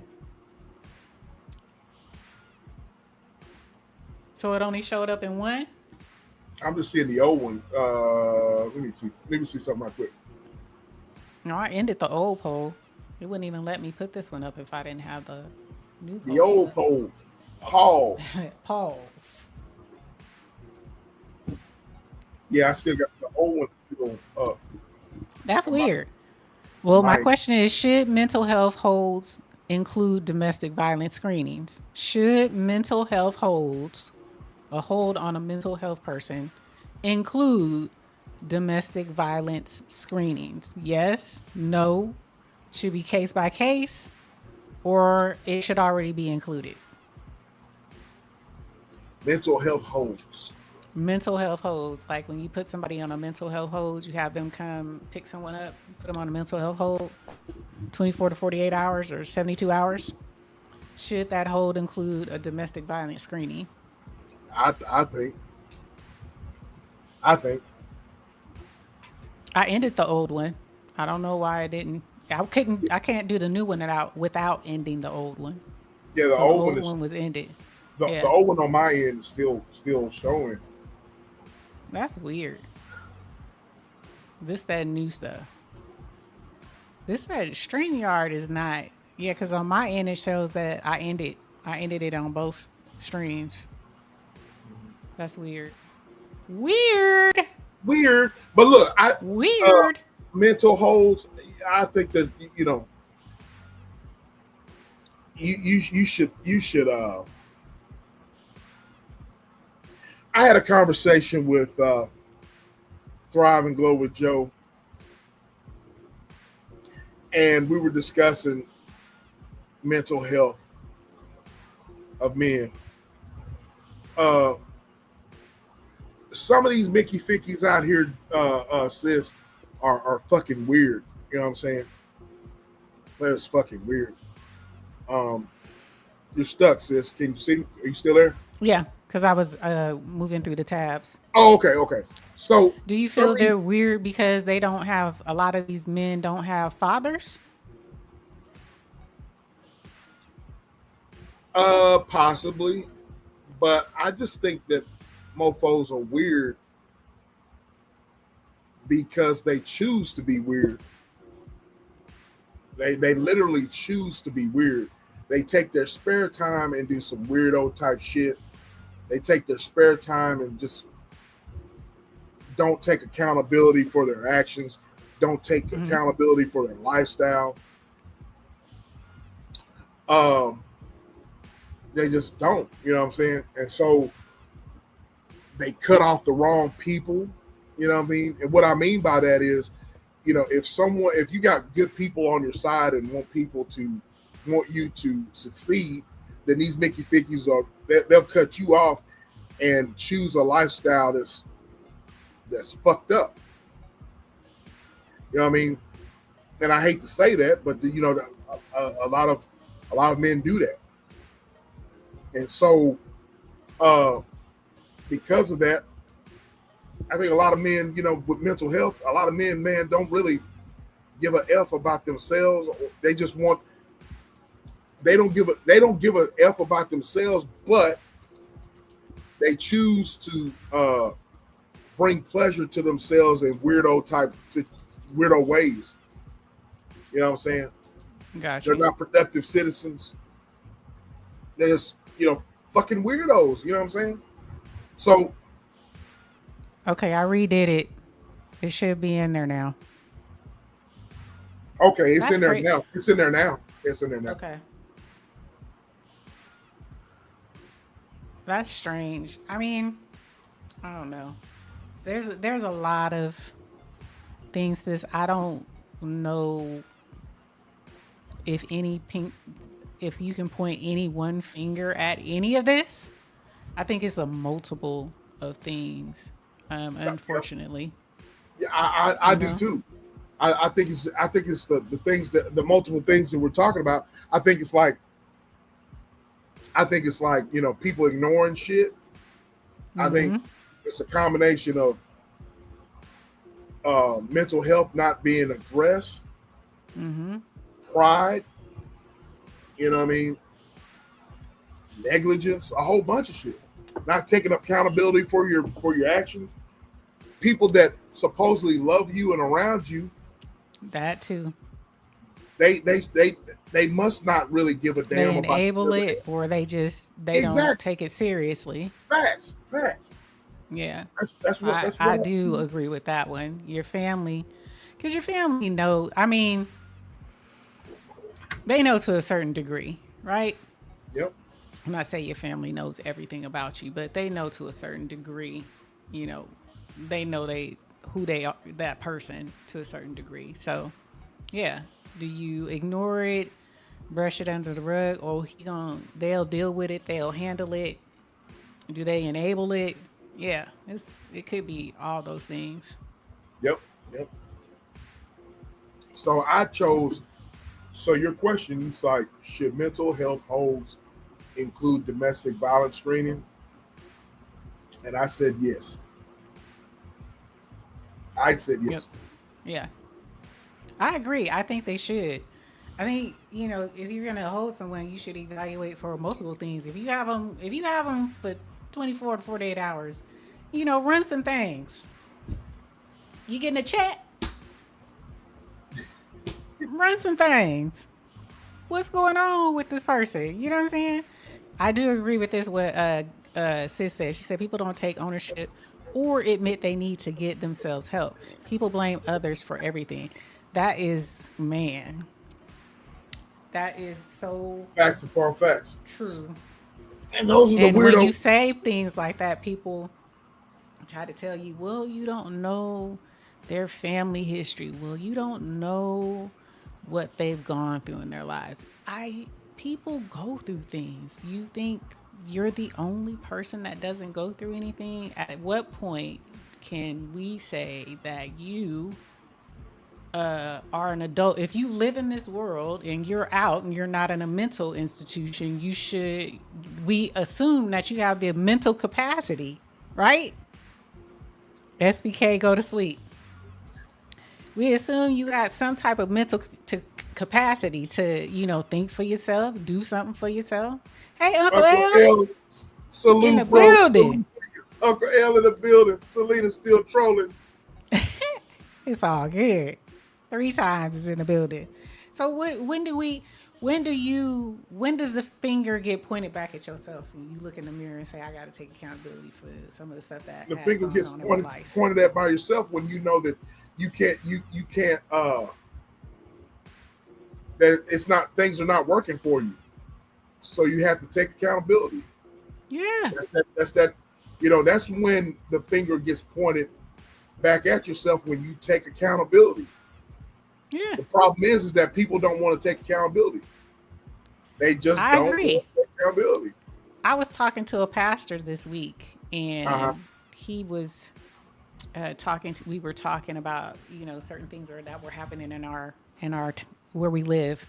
And he was saying that he was going to go speak at the council for the city, right? And then he says he also, he speaks to young girls, and we got into a conversation about kind of one of our old conversations about, feminism and, Section 8 and welfare and all that stuff, and how, he was basically blaming the government. And I was like, how can you say that? I can't put all of it on the government. The government provided it, but he's like, well, they told them they couldn't get a check unless they kicked the man out of the house. And I was like, but they chose to kick the man out the house. What you say? You said I was talking to a pastor, and SBK said, huh? Right? A pastor? Pasta? No, a pastor. A pastor. and we were just talking, and I told him my story, because I grew up, teenage mom, Section 8, you know what I'm saying? But you still have to make choices in your life. At what point, I can't be this age and say, because my mama and my daddy, that's the reason why I'm like, that sounds crazy to me. Yep. But some people still do it at this age and say, well, my mama and my daddy, it's my mama and my daddy fault. No. I mean, they did what they could with what they knew. Yeah, it wasn't all good, but you know how to read, write, and do arithmetic, right? You ain't living with your mama and your daddy no more. Well, at what point do you point the finger at yourself? It's taking accountability. Just because where you're from and where you were born and your situation, you shouldn't let that define you. No. You shouldn't let that define you at all. You know what I mean? And unfortunately, you can't blame the government for things that I'm never going to blame the government for my money situation or me being broke, because F that. You know what I'm saying? Because I'm gonna grind and do what I got to do. But but you have to take accountability. You have to take accountability as an individual, because nobody can change your mindset except you. I was talking to somebody about this. If you're trying to make a change in your life, nobody can make that change, because you have to want it more than anybody, because it's your life. Nobody can live your life for you. You know what I'm saying? Exactly. So the government, right? Your government can give you all this shit, but I know a lot of times when the government has, done things, whatever, and people still are going to do what they're going to do. You know what I mean? Right. They still do what they're going to do. At the end of the day, at the end of that conversation, I have been invited to speak to the young ladies of his congregation. He was like, "Well, yes." He's like, "Well, can you come and speak to, the young ladies at my church?" I was like, sure. Sure. Okay. Oh, damn. Because he's like, no, because, you're bringing a different perspective. I was like, well, I don't know why this is so new, but absolutely. No problem. That's all right. Yeah. Well, young people need to hear that. You know what I'm saying? Young people need to hear that. They just do. Absolutely. Young people need to hear it. Shit, old fogies need to hear that too. Because old fogies are, you know what I'm saying? The old fogies don't need to translate that damn behavior to the young people. You know what I mean? Exactly. That's right. I can only control myself. Exactly. That's what I'm saying. So, nobody, he didn't need no help. Daddy and mama didn't help him stick his dinger in them cooters to get them 7 babies. He made that decision all on his own. You know what I'm saying? So I don't know. Like I said, it's not enough information out there. I can't make a judgment call. I would love to know more. And prayers to that family. Prayers to those women. Because I think one of them survived. One of the ladies survived. So prayers to her. I know it's going to be a long road ahead, with all of this, but, Yep. It's just sad. That's a tragic story. So yeah, it is. Don't make excuses. Exactly. Said, don't make excuses. Pick your big girl panties and control your Exactly. Absolutely. Sis gonna get the robe tonight. She gonna get the robe tonight? Sis gonna get the robe tonight. So what you want next? You want let's have some fun now. Let's go and have some fun. All right, let's do it. Let's go have some fun. Cause god dang it, this done drained me of my energy. I'm an empath. This drains. All I gotta say about that, situation is it may be that man got a hold. Why you freeze me like that? Huh? No, it had my face looking crazy like. Are you freezing? It may be, ladies and gentlemen, that man got a hold of some bomb ass bomb ass cooter, and that nigga lost his damn mind. So, like I said, that cooter that y'all got in between y'all legs, ladies and gentlemen, that is a hell of a damn drug. That's a hell of a damn drug. You know what I mean? And men will either lose control or enjoy it. Say it. Say it. I'm gonna say it. I'm gonna say it. Say it. I just said, so you ready to have some fun? Yes. Let's have Go fun. ahead. Go to the next one. Huh? Go to the next one. Oh, you want me to go to the next one? Yeah. And have fun? Okay. Let's talk about this young lady, and then I want you. We kind of talked about this before, but let's talk about it. All right. Shout out to O'Shea Jackson. Threads is a new platform last years established by Instagram. Looks like 76% said yes. It's supposed to rival X, formerly Twitter, and not everybody has joined up on it. I mean, I don't have an account on Threads. Mental holds 67%. What was that again? 67% said they should include some type of domestic violence screening on these people that they have mental holds. Joe said, man, mental health is included in men who are controlled by cooter. Okay. I got you. Oh, Lord, yes. Let's talk about this one right here. Yes, all Lord, yes. Let me go back. Form in the last few years, established by Instagram, also known as Meta. It's supposed to rival X, formerly Twitter. And not everybody has joined up on there. I mean, I don't have an account on Threads. I guess I will get on there eventually. But people are migrating over there slowly. And based on this, Tia Mowry, who has a huge Instagram following, decided to go to Threads. And when she did, she had a very interesting experience. First thing she put on there is, I'm new here. And when she did that, she got bombarded. So a lot of folks was roasting her. Like, look at this guy. Hi, beloved. Did you and your husband vote for Donald Trump? If so, how do you feel his policies would affect your biracial children? And then it got worse. Y'all proceeded to jump on her like Crocodile Dundee jumping on an alligator body on Threads. I mean, every single person on Threads at the same time said, no, girl, since you're new here, let's chat. And the thing we want to chat about is your husband.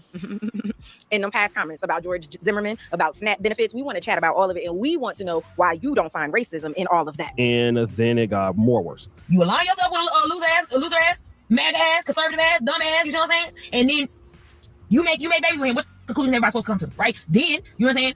You come back to the internet. You come back to the dragon. So I don't know. You like it for real. You want it for real.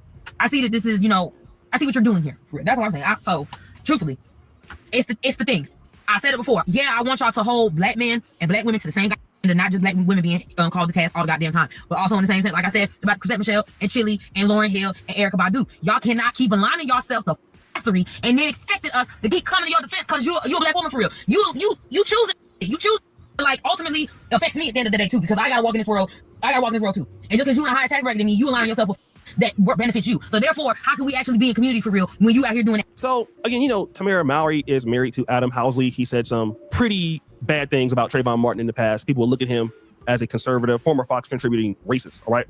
And so, she had to leave Threads for a minute and then come back. And a lot of the people look at this as some form of moral victory. Now, let me just say this. I'm all for calling people out who are sellouts. And Tia Mowry definitely fits the bill, okay? But what I'm so concerned about is that, voting Democrat actually makes you more pro-black than voting independent or Republican. This is something that is widely, for me, is really disgusting, especially if you look at what's going on in some of the Democratic cities and states. Number one, let's just look in general. Where's everybody moving to right now?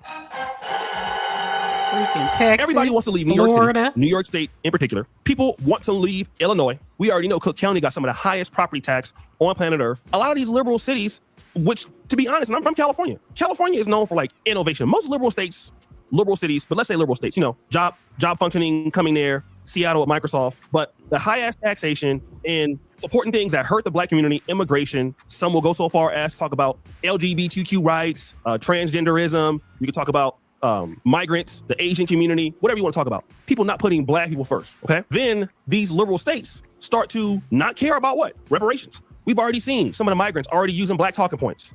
I've talked about certain people, Pramila Jayapal. This lady is saying that migrants are owed reparations, okay? Basically, a lot on the left, you got these people using black American talking points to replace black Americans all the time. And I get that, they don't like the fact that she's married to Adam Housley. I get that. And some of the insensitive things he said in the past, I get it. But it's not like you don't see these development of black communities doing so well on the left. We can go through every city in black America. Okay, so I'm not going to get into the politics. I don't want to get into the politics of all that. I just want to talk about her. Like, this chick gets dragged. I thought you did Tamara. You did Tamara, not Tia. Tamara? Yeah, that's the sister. That's married to the white dude. Yeah, I did her, but we can add her in it too. Okay. I just don't understand. These two chicks, man, they're always they get dragged, man, because of the choices that they make in relationships, and like both of them get dragged. You know what I'm saying? And every time you turn around, Tamara or her, I just don't understand why. I mean, Joe's famous statement. Joe, since you're monetized, you can say something about choosing better. But I just don't understand why. I don't get it, man. I don't get it, and it's like, are they hurting themselves? Are they hurting themselves, or talk about mental health or whatever, man? And like I said, I don't want to get into the politics and all that with her. And the other one talked about, what I'm saying? It's like, it just seems like to me, man, that both of them are choosing. They want the soft life. We talked about that with Ashlee Janae when she chose the white fella. You know what I'm saying? Right. But they both are wanting like certain things, but it's like they make donkeys out of themselves, like asses out of themselves. And I just don't understand. Can you please explain this debacle with these two sisters? What the fuck is going on, man? I thought Tamara usually tries to stay out of the what's going social on, media Robert? light. How are you? Hey, Robert. She usually tries to stay out of the social media light. The last time I seen Tamara really was when she was on what was that dang show?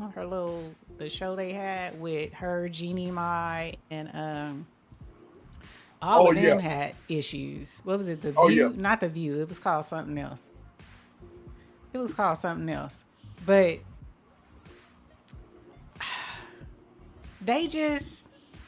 I think they want to be, these child actors, they all go through these hiccups when they get older they want to be taken seriously. They want, to be perceived a certain way. Become the social media. That's the thing. I can't take them. That's the thing. I can't take them serious. The talk. Thank you, Miss Fossey. The talk. Yeah, yes. Okay. Yes. And they want a certain perception. But Tamara, I didn't know I didn't know that Tamara was out there socially. Tia is the one that has the issue. Tia wants the attention. Tamara wants the soft life with the one that you just showed. That's why she chose what she chose, right? She lives in Napa Valley out here. So she lives in wine country out here. in the Bay Area. What's Napa Valley? What's that Napa all about?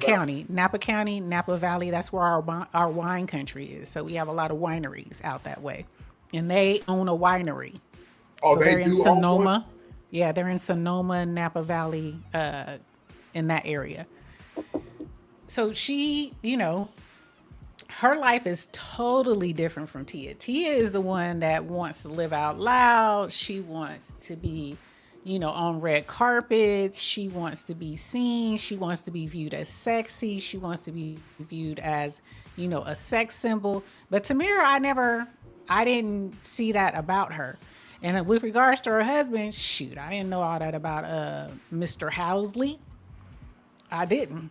I didn't know all that about Mr. Housley. All I know is she wanted a soft life. She married her dad, right? Because their mom is black. Their dad is white. So she married, she was looking for her dad. Tia was not. Tia wanted her a brother man. Tia want her a thug. She want that thug passion. She wants somebody to bend her over and she want ass up, face down. That's what Tia want. Tamira just want a soft life. She wants ass up, face down in that garden. Yeah. She won't be in that garden with the 2 pit bulls. She won't be in the garden with pit bulls, and she want that sundress on. Won't be bent over that. Yeah. She won't be bent over with them flowers. Yes, because notice Tia is the only one that get on here bucket naked. She turning around. She doing yoga poses. She doing all these skits. She's trying to, show herself in a different light to look sexy. You know what I'm saying? She always doing something. She always wanting attention. Tamira is not like that. But I don't take. But I'm telling you, I don't take neither one of them serious. Yes, I see what you're saying. Ain't nothing but long. Hey, look, ain't nothing wrong with having a little thug passion. I think every woman should have. Don't nobody see Tia like that, bro. I don't nobody want Tia like that. When they see her, they see sister. Would they bust it open? Yes. But are they gonna have her on the red carpet talking about this me? No. That's why she ended up with the teacher's assistant. Cause she can't get nobody. They probably done bust it open, but they ain't put her on the red carpet. They ain't claiming her. You know what I'm saying? So she had to go to the teaching assistant. I'm just being real. Bust it. Yes, the garden. I'm just being real. But ain't nobody. Look. I was saying though, ain't nothing wrong with having a little thug passion. I think every man should have a little bit. Every real man should have a little bit of thug in him, a little bit of rawness, a little bit of roughneck in him. Get you that. Ain't nothing wrong with that. But look, with these two, I just can't take serious. I just can't. Nobody can. Nobody can. But Tamira is the one that don't try for nobody. She living way off in the country, in the garden, in the vineyard. She ain't out here no more. Once the talk went bleh, she been gone. It's the other sister that be out here with her moose knuckle out, talking about people being her DMs. Trying to get attention. That's Tia. She said, "Remember, baby boy." Exactly. That's exactly what I'm talking about. That fool said, "Give me some wine."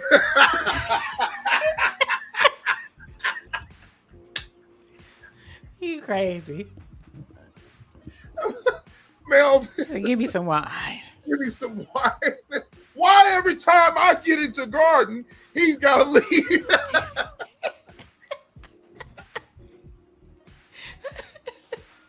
Give me some wine. Okay.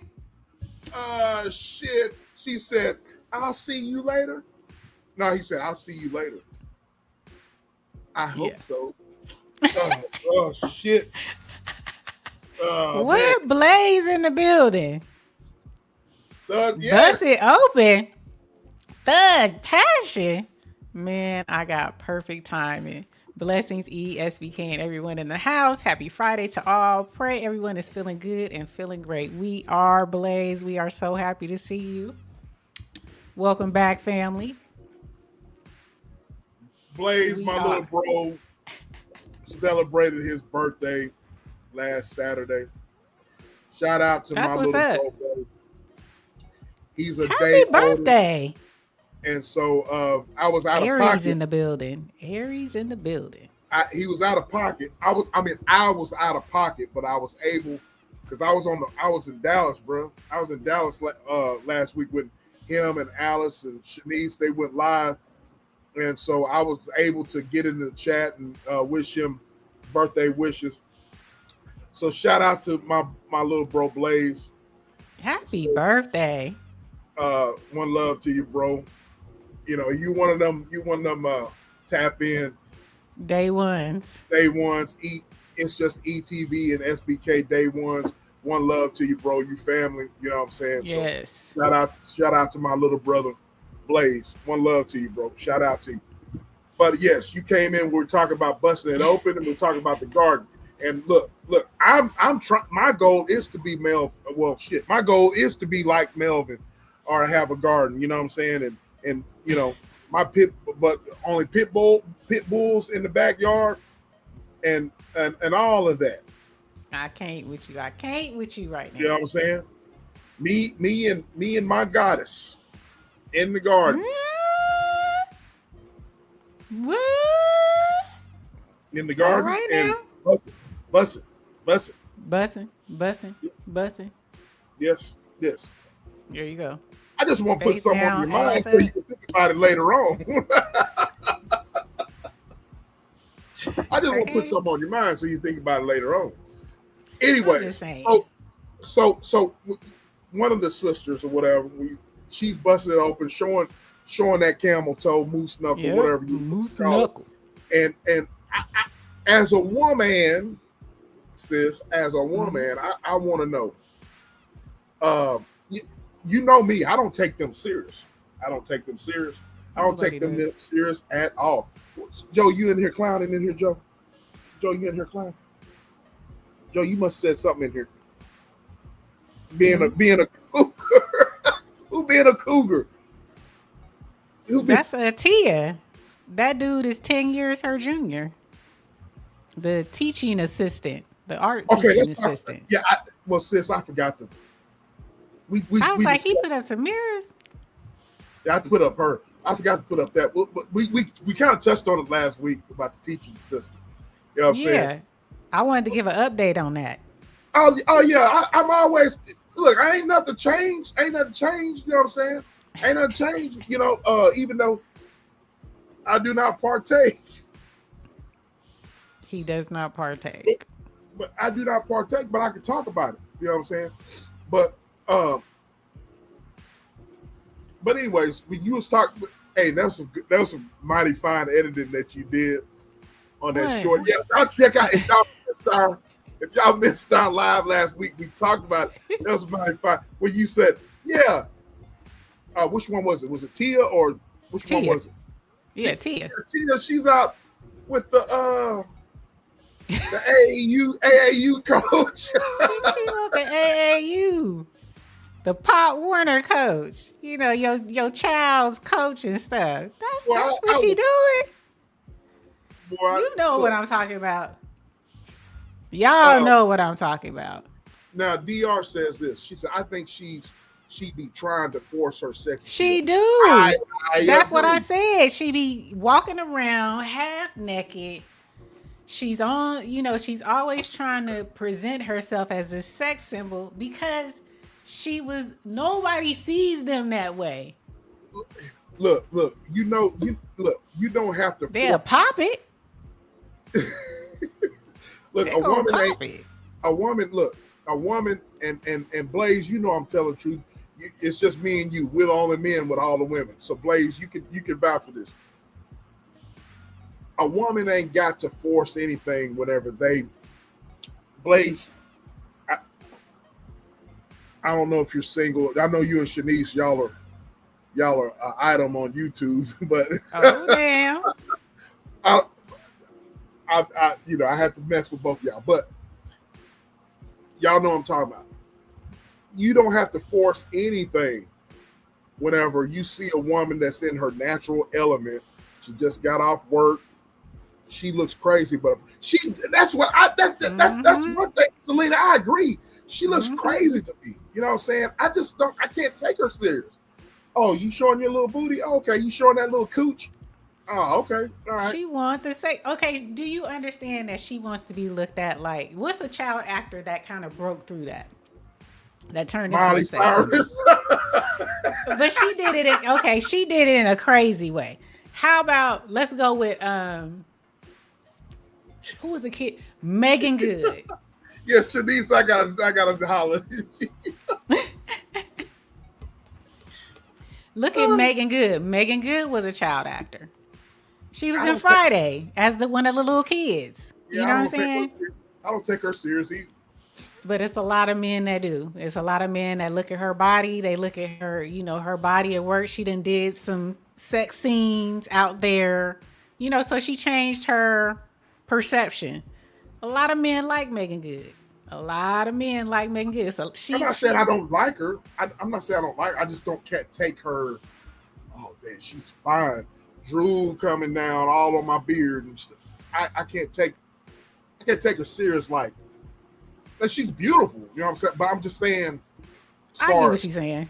You see what I'm saying? I guess it's because I've grown with them grown with them, and I've seen them evolve. Like you said, was in Friday, whatever. I guess I just can't.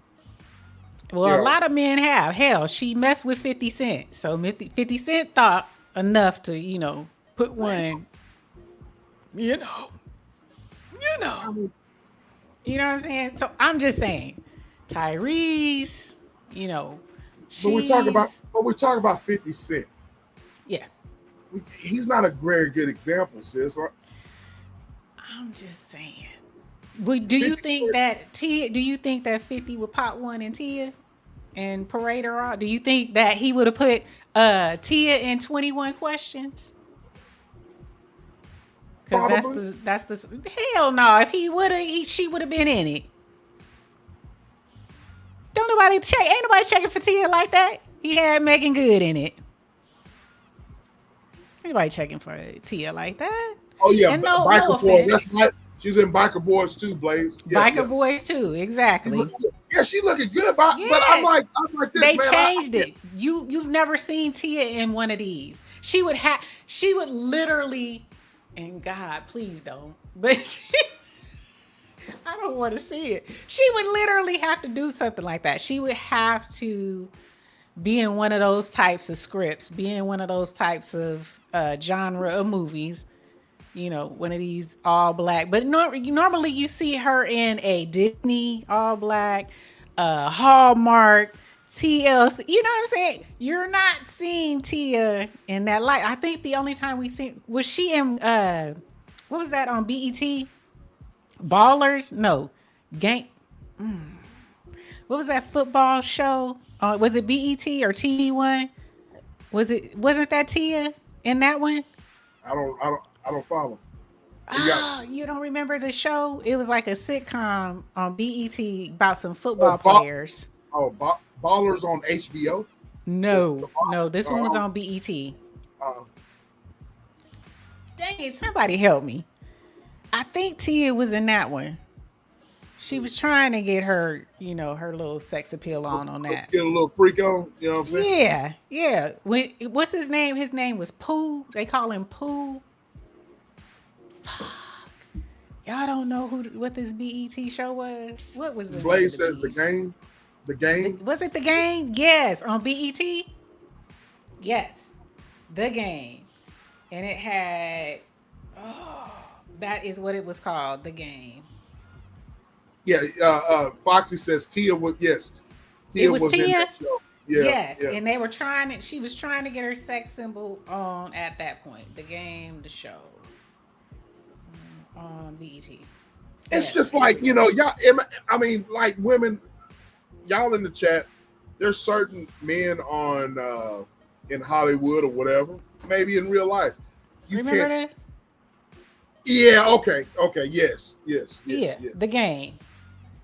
And she was on that little for a stint. They was trying to give her the sexy, being with romantic love interest of a nice looking brother. You know what I'm saying?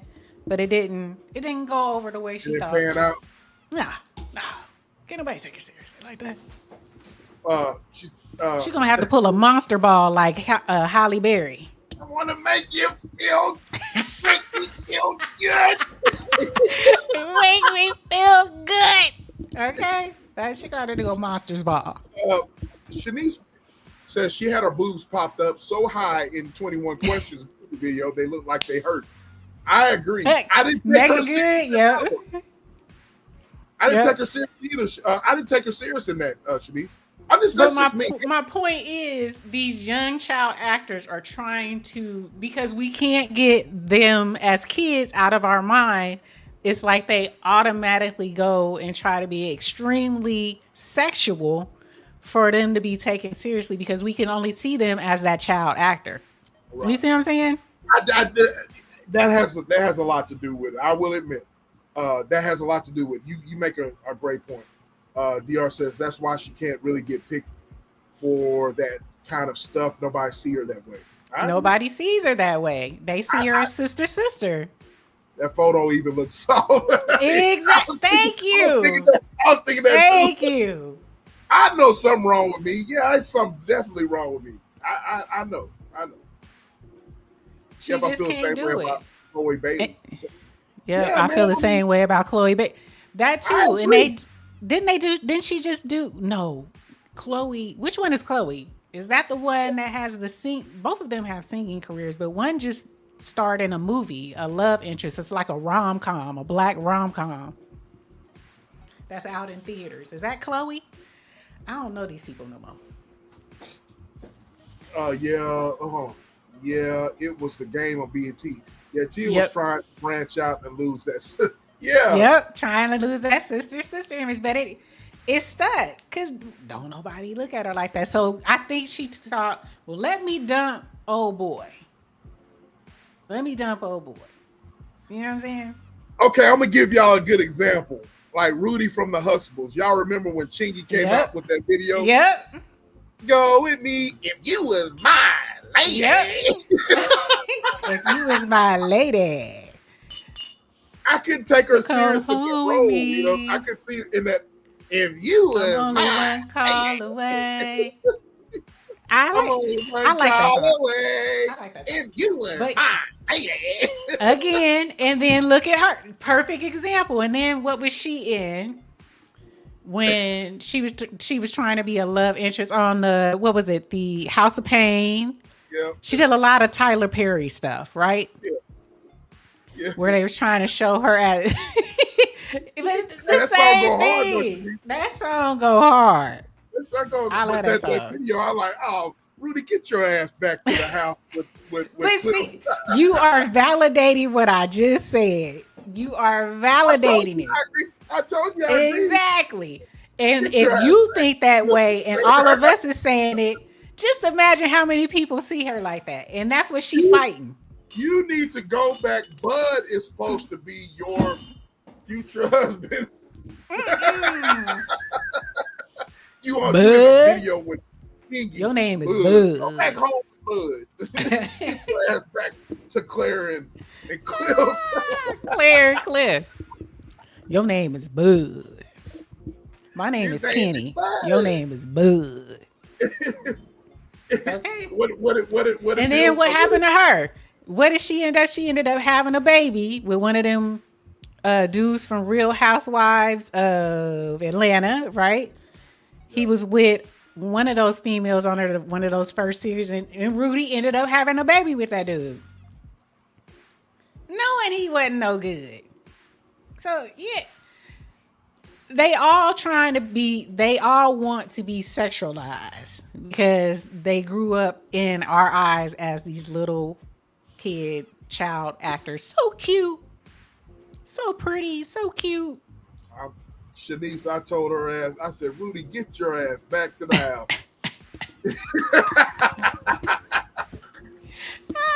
If you was my lady. If you was my lady. Okay. She was giving it all that. The same Miley Cyrus. Man. They are child actors. Hannah Montana, Miley Cyrus, Keke Palmer. Look at Keke Palmer. Same thing. You can point to Orlando Brown. All of them have freaking issues. Child actors. Raven Simone. They all have issues. I agree. Yeah. I can't take the two twins. I can't take them. Two sisters. I can't take them serious, sis. No. I can't take them serious. She gonna have to get a little bit more booty. A little bit more, you know. She got to get a little bit more. Not to say that she's not poppable. Not talking about Megan Good. She's beautiful. But check this out. Y'all remember the movie she was in with Tyrese? Mm-hmm. Yep. What's the name of that movie, y'all? I can't remember, but I know which movie you're talking about. Man, Coco, is that you? Hi. Coco, that nigga kicked her in the stomach. I'm like, damn. That was in that chop shop. That nigga kicked her in the stomach and she started coughing up blood. And Tyrese beat the shit out of him. Don't you ever put your hands on the motherfucking woman. But she's trying to play, you know, like she was like all about her money in that movie and everything. She was, you know what I'm saying, hustling and all that. And I was like, man, I couldn't take her serious. It was a good movie, but I was like, man, Megan. Oh, it was called Waist Deep. Waist Deep. Coco? Coco, is that you? That's what it was called. Oh, shit. And then remember her in Eve's Bayou as a little girl? Yes, Fast and Furious, she was in there with her boot. Yep. I just remember Coco. She's Coco in I didn't even know this. She played alongside of Tia's husband. Wait, shit. Hold on. Let me take Blaze's comment down so I can see. Oh yeah. This is Tia's husband, ex right there. I didn't know she was in a movie with him. Corey Hardrick. Damn. Divorce. Y'all got me crying. Definitely a downside to the entertainment industry. Sometimes a transaction from child actor to a serious adult actor can be very challenging. Yeah, it seems like it's damn near impossible. They all got some type of issue. That was a good movie, Shanice. It was a good movie. Coco, is that you? Why? That nigga said, bitch, you better start explaining. I can't with you right now. I can't. Shit. Oh Lord. Woo. That's all Cali. That's all Cali movies based in California, man. Yeah. Tyrese with his crazy ass. Anyway, shit, man. Y'all tripping, man. Y'all tripping. Y'all know y'all think somebody done hit it. You think somebody done popped Tia? She said she had all kind of athletes, entertainers, rappers in her DMs. Of course she has. Why ain't nobody claiming her? Divorce in the Black was fire. In the Black was fire. Best actor I've seen from Megan.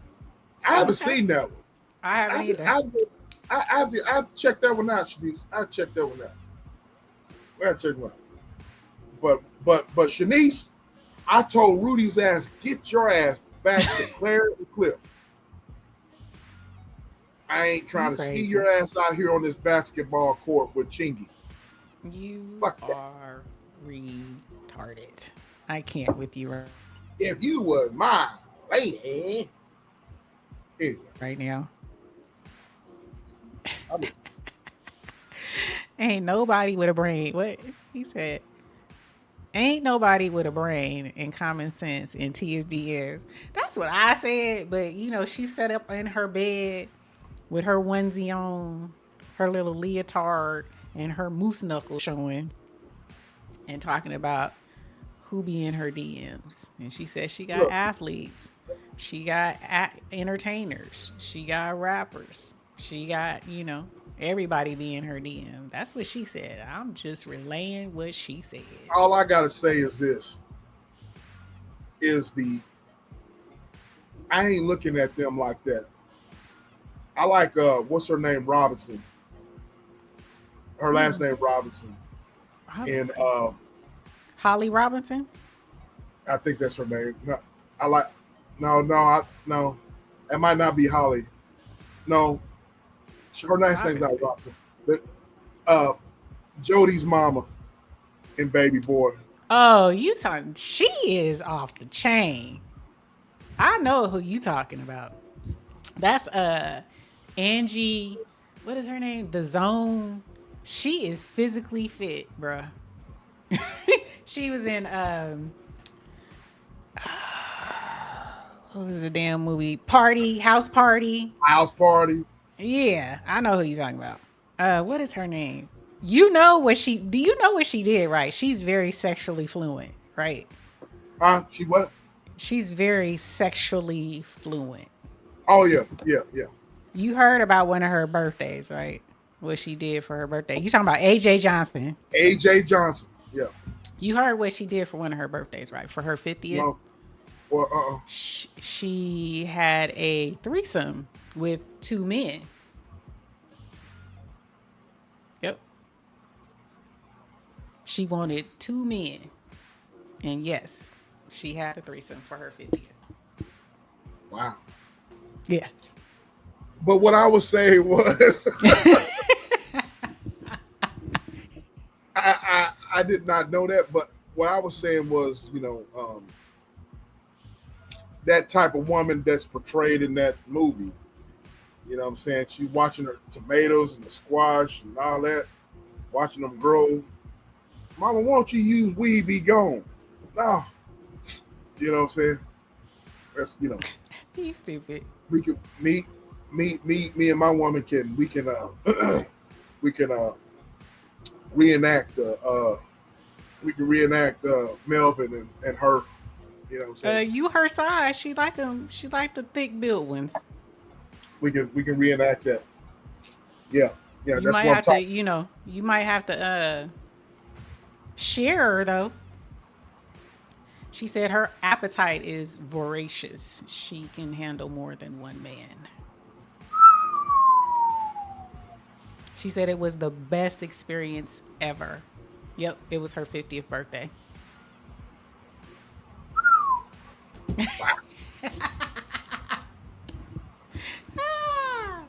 Yes. The original house party, yep. We said the original house party with kid and play is certified class. Definitely, for sure. Watch out for the drip. Watch out for the drip. Miss Foxy Roxy, you have a wonderful night, love. Thank you so much for even allowing us to come into your life tonight with what's going on with you. Our prayers for you and your family. I hope we made you laugh. You, love you. I hope we made you laugh. I know I did. I know I did. He said, can't have. Oh, AJ Johnson. Yeah. No, man. AJ, man.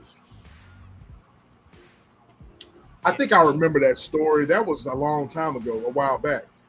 Yeah, it was around. I think she's like 55 or 54, so it was about 4 or 5 years ago. Yeah. Yeah. She said that was her thing. She said one man can't handle her. She ain't met them. Never mind. You both made me laugh. Thank you. We are so. Thank you. Foxy, it's going to be all right. I'm on your side, sweetheart. I got your back. You know I got your back. I got your Yes, back. Lord. I got you. I got you. Yeah. Anyway. Yes, Lord. What else we got? All right, we got one more. Now look. You gonna put Drea up? I don't have Drea. I don't have Drea. Oh, do I have her? Yeah, you the one sent it to me. I don't think I You done went O'Shea Duke Jackson crazy. I know, but I don't think I put her on there. Let me see. Oh, yes, I did. Yeah, you did. Let me see. What you got? Hold on. Sis, I don't know. That's not her. Oh, you didn't put her on there. You put the other one. Ashlee Janae. Hold on. I think no, I didn't. You know, you just want to talk about it? Yeah, let's talk about it. Let's just talk about it. Look. Because we made a show about this. Okay, go ahead. We made a show about this, and y'all gave me hell because I had a problem with her. The folks in the chat back then, that was season 1 when I said that, you know, yeah, she married or not married, but she was with that NBA player that is the same damn age as her son. Yeah, you was clapping. That was diabolical. He was clapping the cheeks. He was clapping the cheeks, yeah. And that's weird. You know what I'm saying? It's weird. Because her son is that age.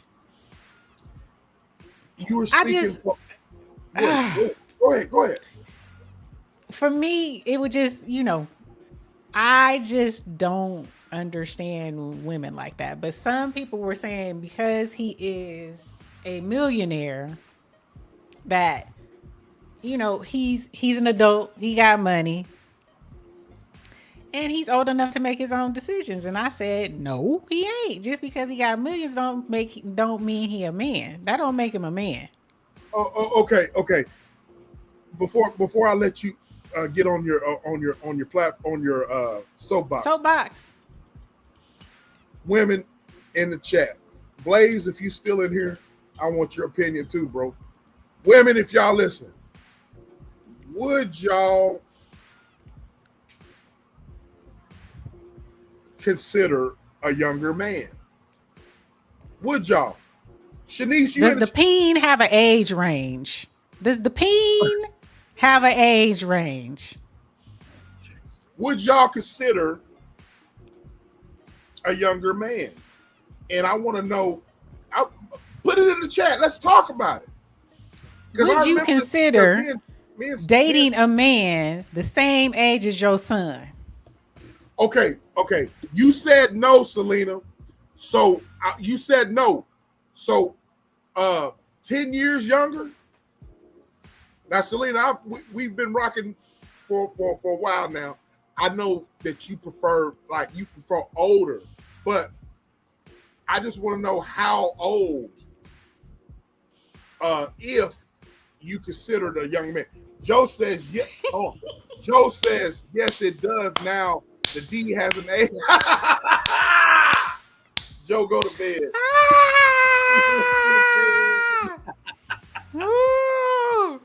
Nope, older men only. I don't want to feel like someone's mom. Okay, right. Shanice. Okay, Shanice. How much older?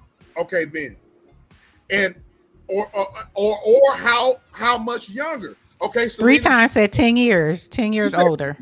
Oh, so Selena. So what you're saying is, and I'm gonna get back to you, Shanice. Joe, I'm gonna get back to you in the ping in a minute. So what you're saying is, Shanice, let's just say, Shanice, that you're because you said because y'all were roasting me in Alice's chat the other day. Y'all were roasting me. Oh, damn. Shanice, you wasn't a part of it, but you was laughing, which kind of hurt my feelings. Oh, but damn. You were laughing, but you were on my side. The rest of them, I'm gonna get to them later. But I want to know, Shanice. So if you were like, let's just say, let's round it off. If you were 40, would you consider dating someone 5 years younger or 10 years younger? Selena, let's just say if you were 40, would you date someone 10 years older or 10 years younger? Joe, same thing. Okay, so, Shanice says she's 35, 3 to 5 years older. I don't know. Okay, now look. Sis, go ahead and give some context. They in here cooking, and I'm back. So, what? I remember specifically this live. Yep. Hold on. Oh, go ahead. Go back. Go back. No. I mean, I'll be back. Oh, okay. She's coming back. So I'm gonna just entertain the chat. So, sis will be back. So Shanice said 3 to 5 years older. 35. So Shanice, look here. There are some, black don't crack. Black don't crack. Black don't crack. You know what I'm saying? There's a lot of men and women that don't look their age. You know what I'm saying? Okay. So you said 3. So would you consider 10 years older? All right. Joe says young men have issues after they've get a taste. After they get a taste. She said, Joe. Yes, you on my side, but you let them get me, Shanice. You let them get me. Selena says, yes, older, not younger. Okay. In my 40s, I let them taste my figures. In my 40s, I let them taste in my 50s. I walk away. She said, mwah, mwah, mwah, mwah, mwah. She said, okay, Shanice said 45 to 50 years old if I was 40.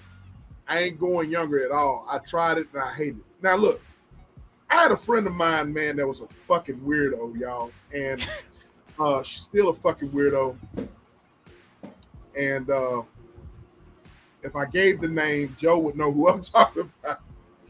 But always, even to this day, man, she's your age, Shanice.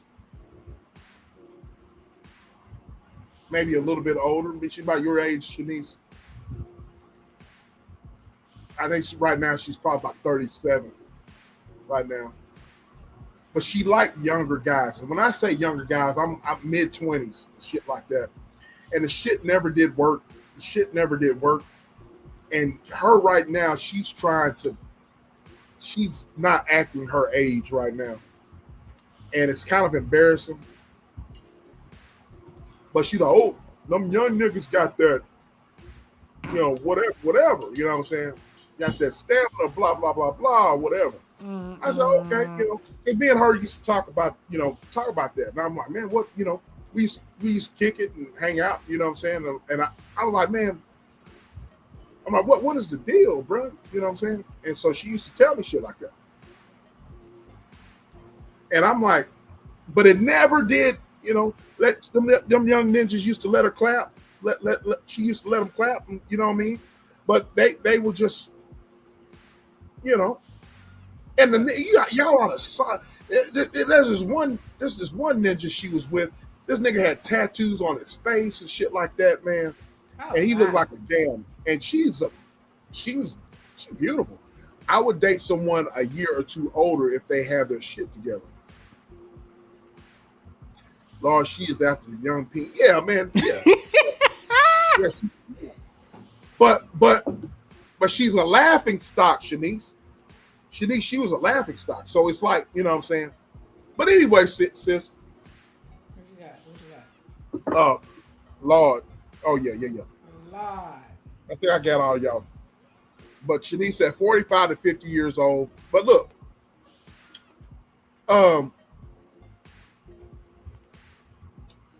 sis and I had a conversation about dating younger and all that,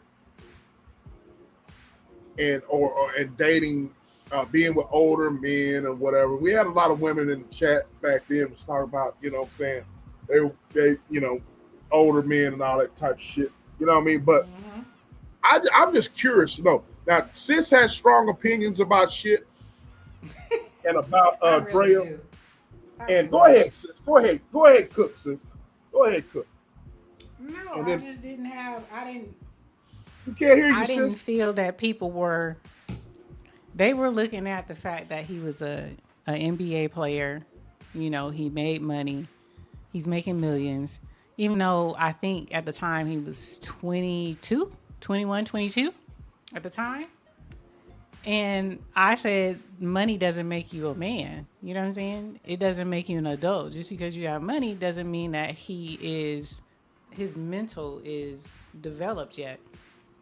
We all know some young 19 to 22-year-old men, and they're not completely developed.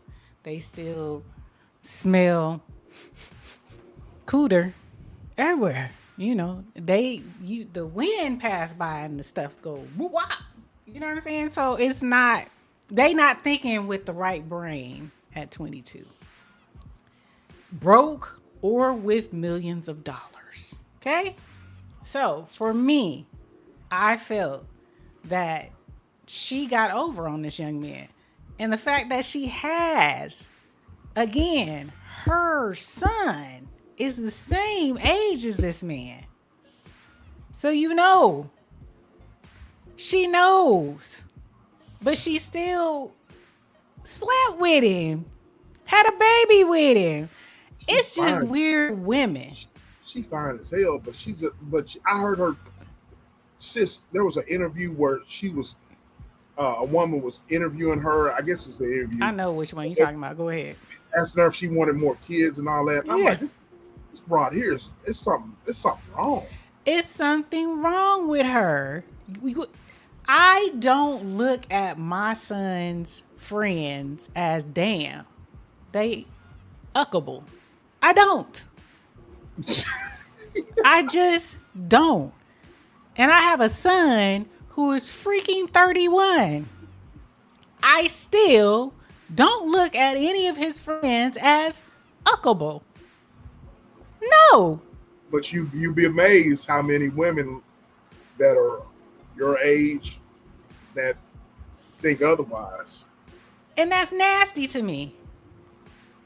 That's nasty. Now, do I get men that come up to me? And you've seen it. I've had you on Marco Polo with me. When there are young men that are 35, 37 years old trying to talk to me. But I don't see them that way. No, bro. No. I'm married right here. But I appreciate it. You know, I would say my daughter, but my daughter she's taken. So, you know, no, I don't, that doesn't appeal to me at all. And I'm even weirder because some of y'all said y'all like older men. I don't like older men either. I don't need nobody geriatric. No, I don't. I don't need no geriatrics. Okay? What's a geriatric to you? I know what geriatric means. You can't be 10, 15, 20 years my senior. No. And I used to get those too when I was younger. That's the main reason why I will not cut my hair ever again. I cut my hair short, and I swear for God, every freaking old man tried to get at me that whole year. I was in my 20s, and I was getting 50, 60, 70-year-olds trying to holler at me. It was nasty. Pretty nasty. Yeah, I don't see them that way. And back then they was like, ooh, the blue pill. And I was like, no. No. I don't care about a blue pill. No. So I like, you know, within my either my age or, you know, maybe a couple of years older than me, but I'm 10 years, 8. No, I'm just not attracted. Me and my husband are the same age. He's only 2 weeks. He's older than me, but he's only older than me by 2 weeks.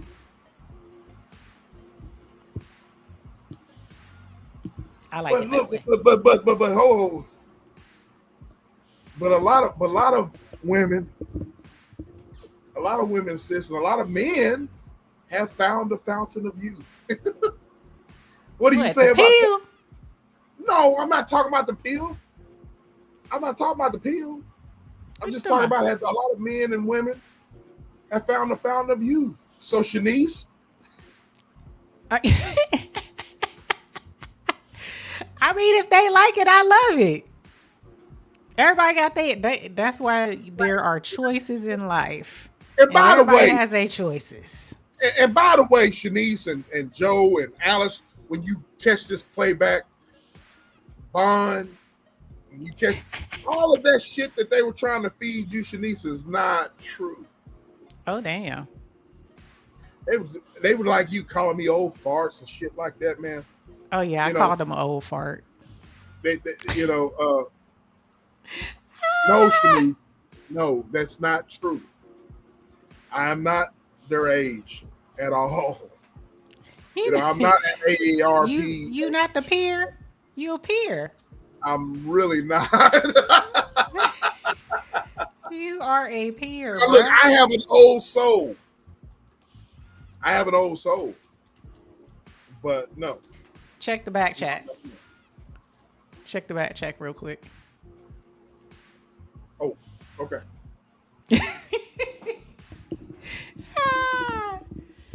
Man, I think when you say folks don't choose better, I mean, you got to choose what works for you. I chose what worked for me. I've just never been attracted to extremely older men. Since we got to edit that out.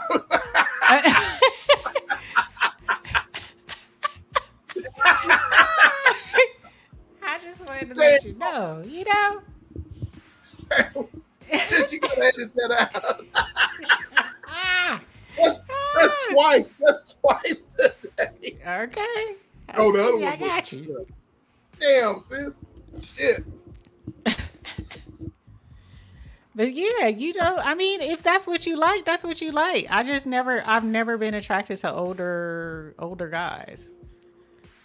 Even when I was in high school, when all the dope dealers, the D-boys that would come up to the high school and park in front, they were all older. I don't need no daddy figures. I will say this here.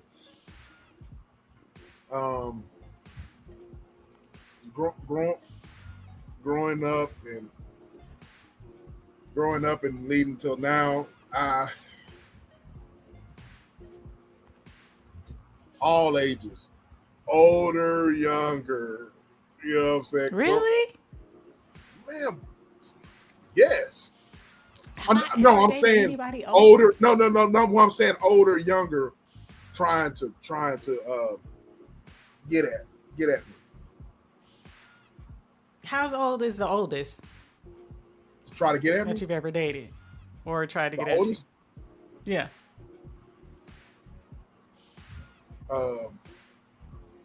Close to 60. Word B? And I was like 20. At the time, I was 20, 25. 25. That's geriatric. It's like 55. Something like that. Yeah. Was she in polyester? She didn't look 55. Okay. I mean, the new 55, the new 60 is like 30 these days. Just to be honest. Now she doesn't look like that now. You don't look like that now, but right. I was 20. I was 25. I was 25. Word? Did you hit it? No. I remember. No, hell no. No, hell no. You know what I'm saying? Oh, damn. Word. What's crazy is entertaining it. What's crazy is entertaining it. I've had men in my 20s, but they'd be 60 something, and that's just weird to me. Back then, my grandfather was in his 60s, late 60s, 70s. You know what I'm saying? I'm like, you my granddaddy. You nasty. But yeah, I've had, close to 60, and then, as you get older, you got the youngins, you know what I'm saying? So that's, I'm quite sure. I mean, I've seen nowadays. So let me put this disclaimer out there. There are some men who are in their 60s and 70s that are looking good these days. They believe in longevity. They believe in working out. They believe in taking care of their bodies. So they look good. And I love the silver foxes, the ones that, they got their little Facebook page, the silver foxes. Yeah. Love them. But would I date one of them? No. But they're cute to look at. They handsome. They sexy, but I wouldn't date them. They just nice to look at.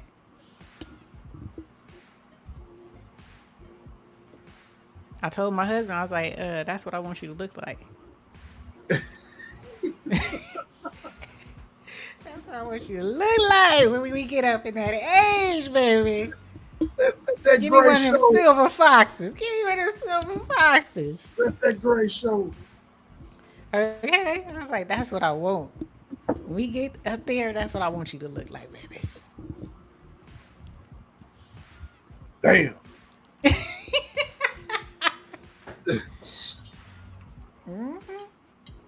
Damn. Anyway, that's all I got, sis. That's all you got. That's all I got. That's all we got. That's all I got. Oh, I wanted to ask you this. Have you seen that clavicular dude? The looks dude? Looks maxing clavicular? I don't follow. Have you heard about him? What is that all You about? ain't on that side of YouTube? Okay. Say it again. I probably have, but clavicular. I probably have. Clavicular. Looks maxing. Look maxing? Looks maxing. It's a thing these days with the teenage men. They into steroids and stuff. Oh, look masking. Looks maxing. Looks maxing. Maximizing their look. Looks maxing. I can't believe you be over in every little space, especially this. I am in every little space. I am, like the space that I've just about got rid of every, I'm in a whole nother algorithm. Here he is. Hold on.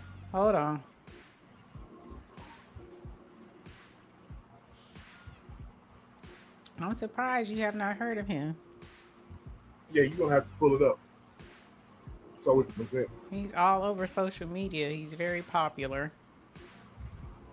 There he is. Clavicular.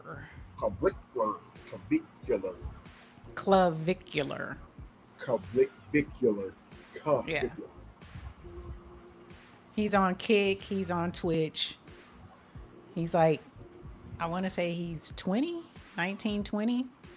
But he's into looks maxing. You heard of looks maxing, right? Yes. So he is the poster child for looks maxing. And he basically had an overdose live on a live stream. Oh, damn. Yeah. Overdose of what? So he takes meth. He takes different types of drugs because he's neurodivergent. So he has a problem with being out in the public and talking to people. It takes a lot for him to go out and socialize. So he takes these drugs to be social. And people seem to be okay with this, which is so weird. He will literally shoot himself up on camera. But this boy is making millions of dollars. Oh no! How old is he? I want to say 20. He's not even old enough to drink yet, I don't think. Or maybe he's 23. He had an overdose? Yeah, right on camera. Okay, what is his age?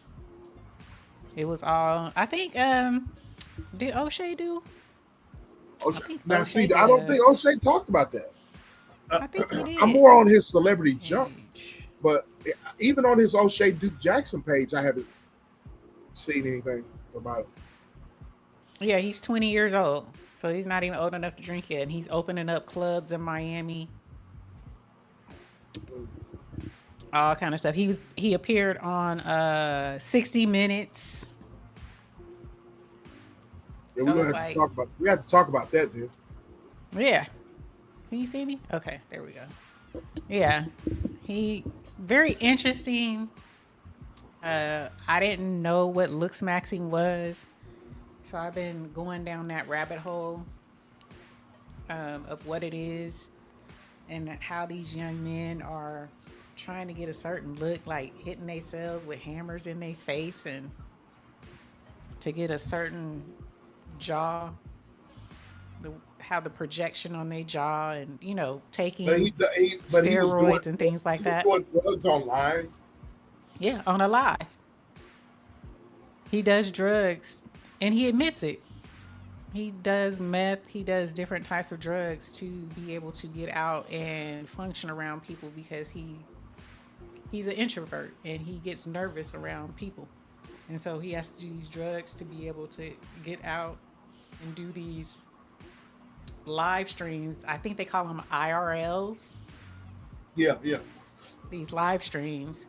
And he even admits, he's like, I don't like it. He's like, I don't do drugs because I like it. I do it because I can't do this without it. He's like, I can't believe I haven't came across. I can't either. Because I'm everywhere, man. I'm everywhere. You know what I mean? I've got over the sector that I'm, what I'm saying? Right. We're gonna have to talk about this. Yeah, it's weird how a certain class of people or you can do that on camera. Now that's an illegal substance, right? Yeah. And you're doing it on camera, and this boy is worth, how much is this? Millions. At man. And he's doing this live. Net worth. What is he worth? Yeah, we're gonna have to talk about that. And they allow it. I told you they had interviewed him on 60 Minutes and everything. See, I'm gonna have to do my homework. I had to do my homework on that. He reportedly earned over $100,000 per month from kick streams as of February 2026. So he's on Kick a lot. Mm-hmm. Yep, kind of like your boy. We talked about the what's the dude that we talked about? You talking about Rampage Jackson, but you talk about old dude. Yeah, the other one. The other guy, the big dude. Yes. The bodybuilder, power lifter. Yeah. Yes. So Kick is, giving these folks contracts, so they making money to be over on Kick. Wow.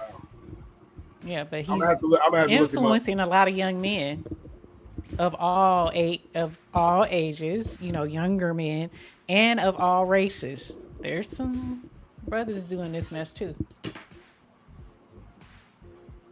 Yep. Wow, that's crazy. Yep.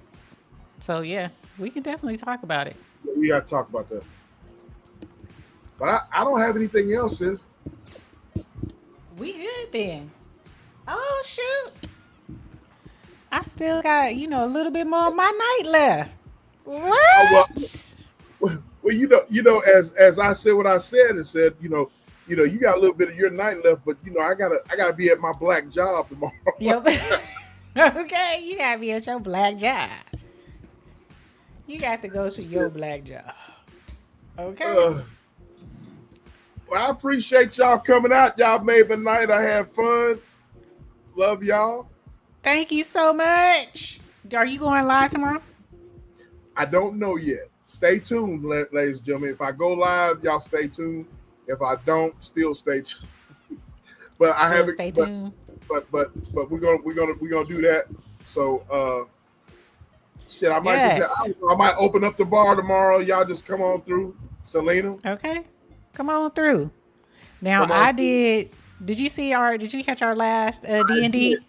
I did. In honor of 420, we did D&D. Me and Kate, not a lot. We did a episode on cannabis. 420. I was gonna say, I'm like, your ass go and don't check need us out. I was gonna say, your ass don't need me to talk about no damn cannabis. Talk about, you know, get your ass the sick weed, like the reefer. Get your ass sick like you did on camera. Okay, I didn't even tell that story. That's the story I forgot to tell. I forgot to tell that story. I forgot to tell that story. Okay. The weed, the edible. Where that edible had me. Off the weed. Okay. That one was that was that live. Lord Jesus. Lord Jesus. But yes, check out D&D. Talk about no damn 420, bro. The weed, the reefer madness. Yes. And TikTok is on us. Yeah. TikTok is on us. Yeah. TikTok is on our line. We got some weed heads trying to tell us what we don't know. You know, I'm like, look, bruh. TikTok is, man, they're undefeated. I want to go live. We need to go live. We need to go live. Can't yet. We can't. We ain't got enough subscribers. No. We need enough subscribers. We get enough subscribers, we can go ham on that mug. Cause I like the trolls. I like know. They got genuine trolls, and that makes. I want to roast the shit out of some of these trolls, boy. Like this one nigga came up on the on YouTube and was like trolling us.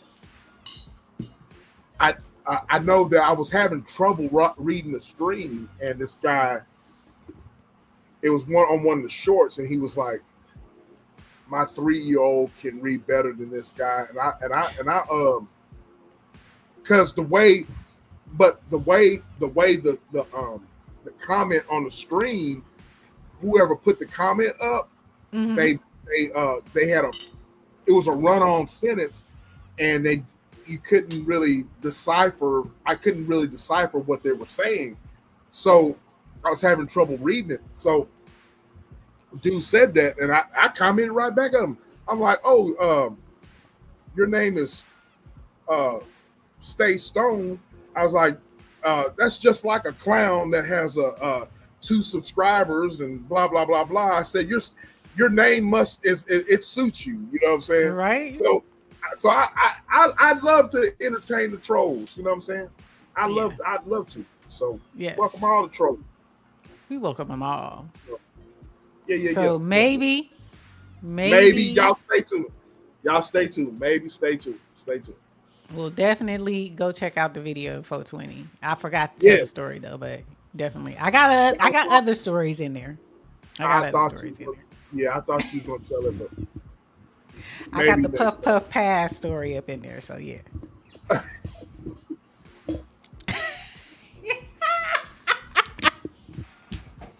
Woo!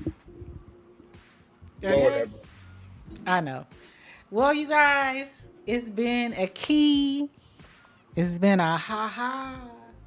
It's been all love. Bring it in. Give me a hug. I missed y'all. I love y'all. Thank you so much. I love y'all. Give me my hug. Give my kiss. Mwah. Love y'all. We will see y'all in the next one. Next Friday. What do we say? And we are gone.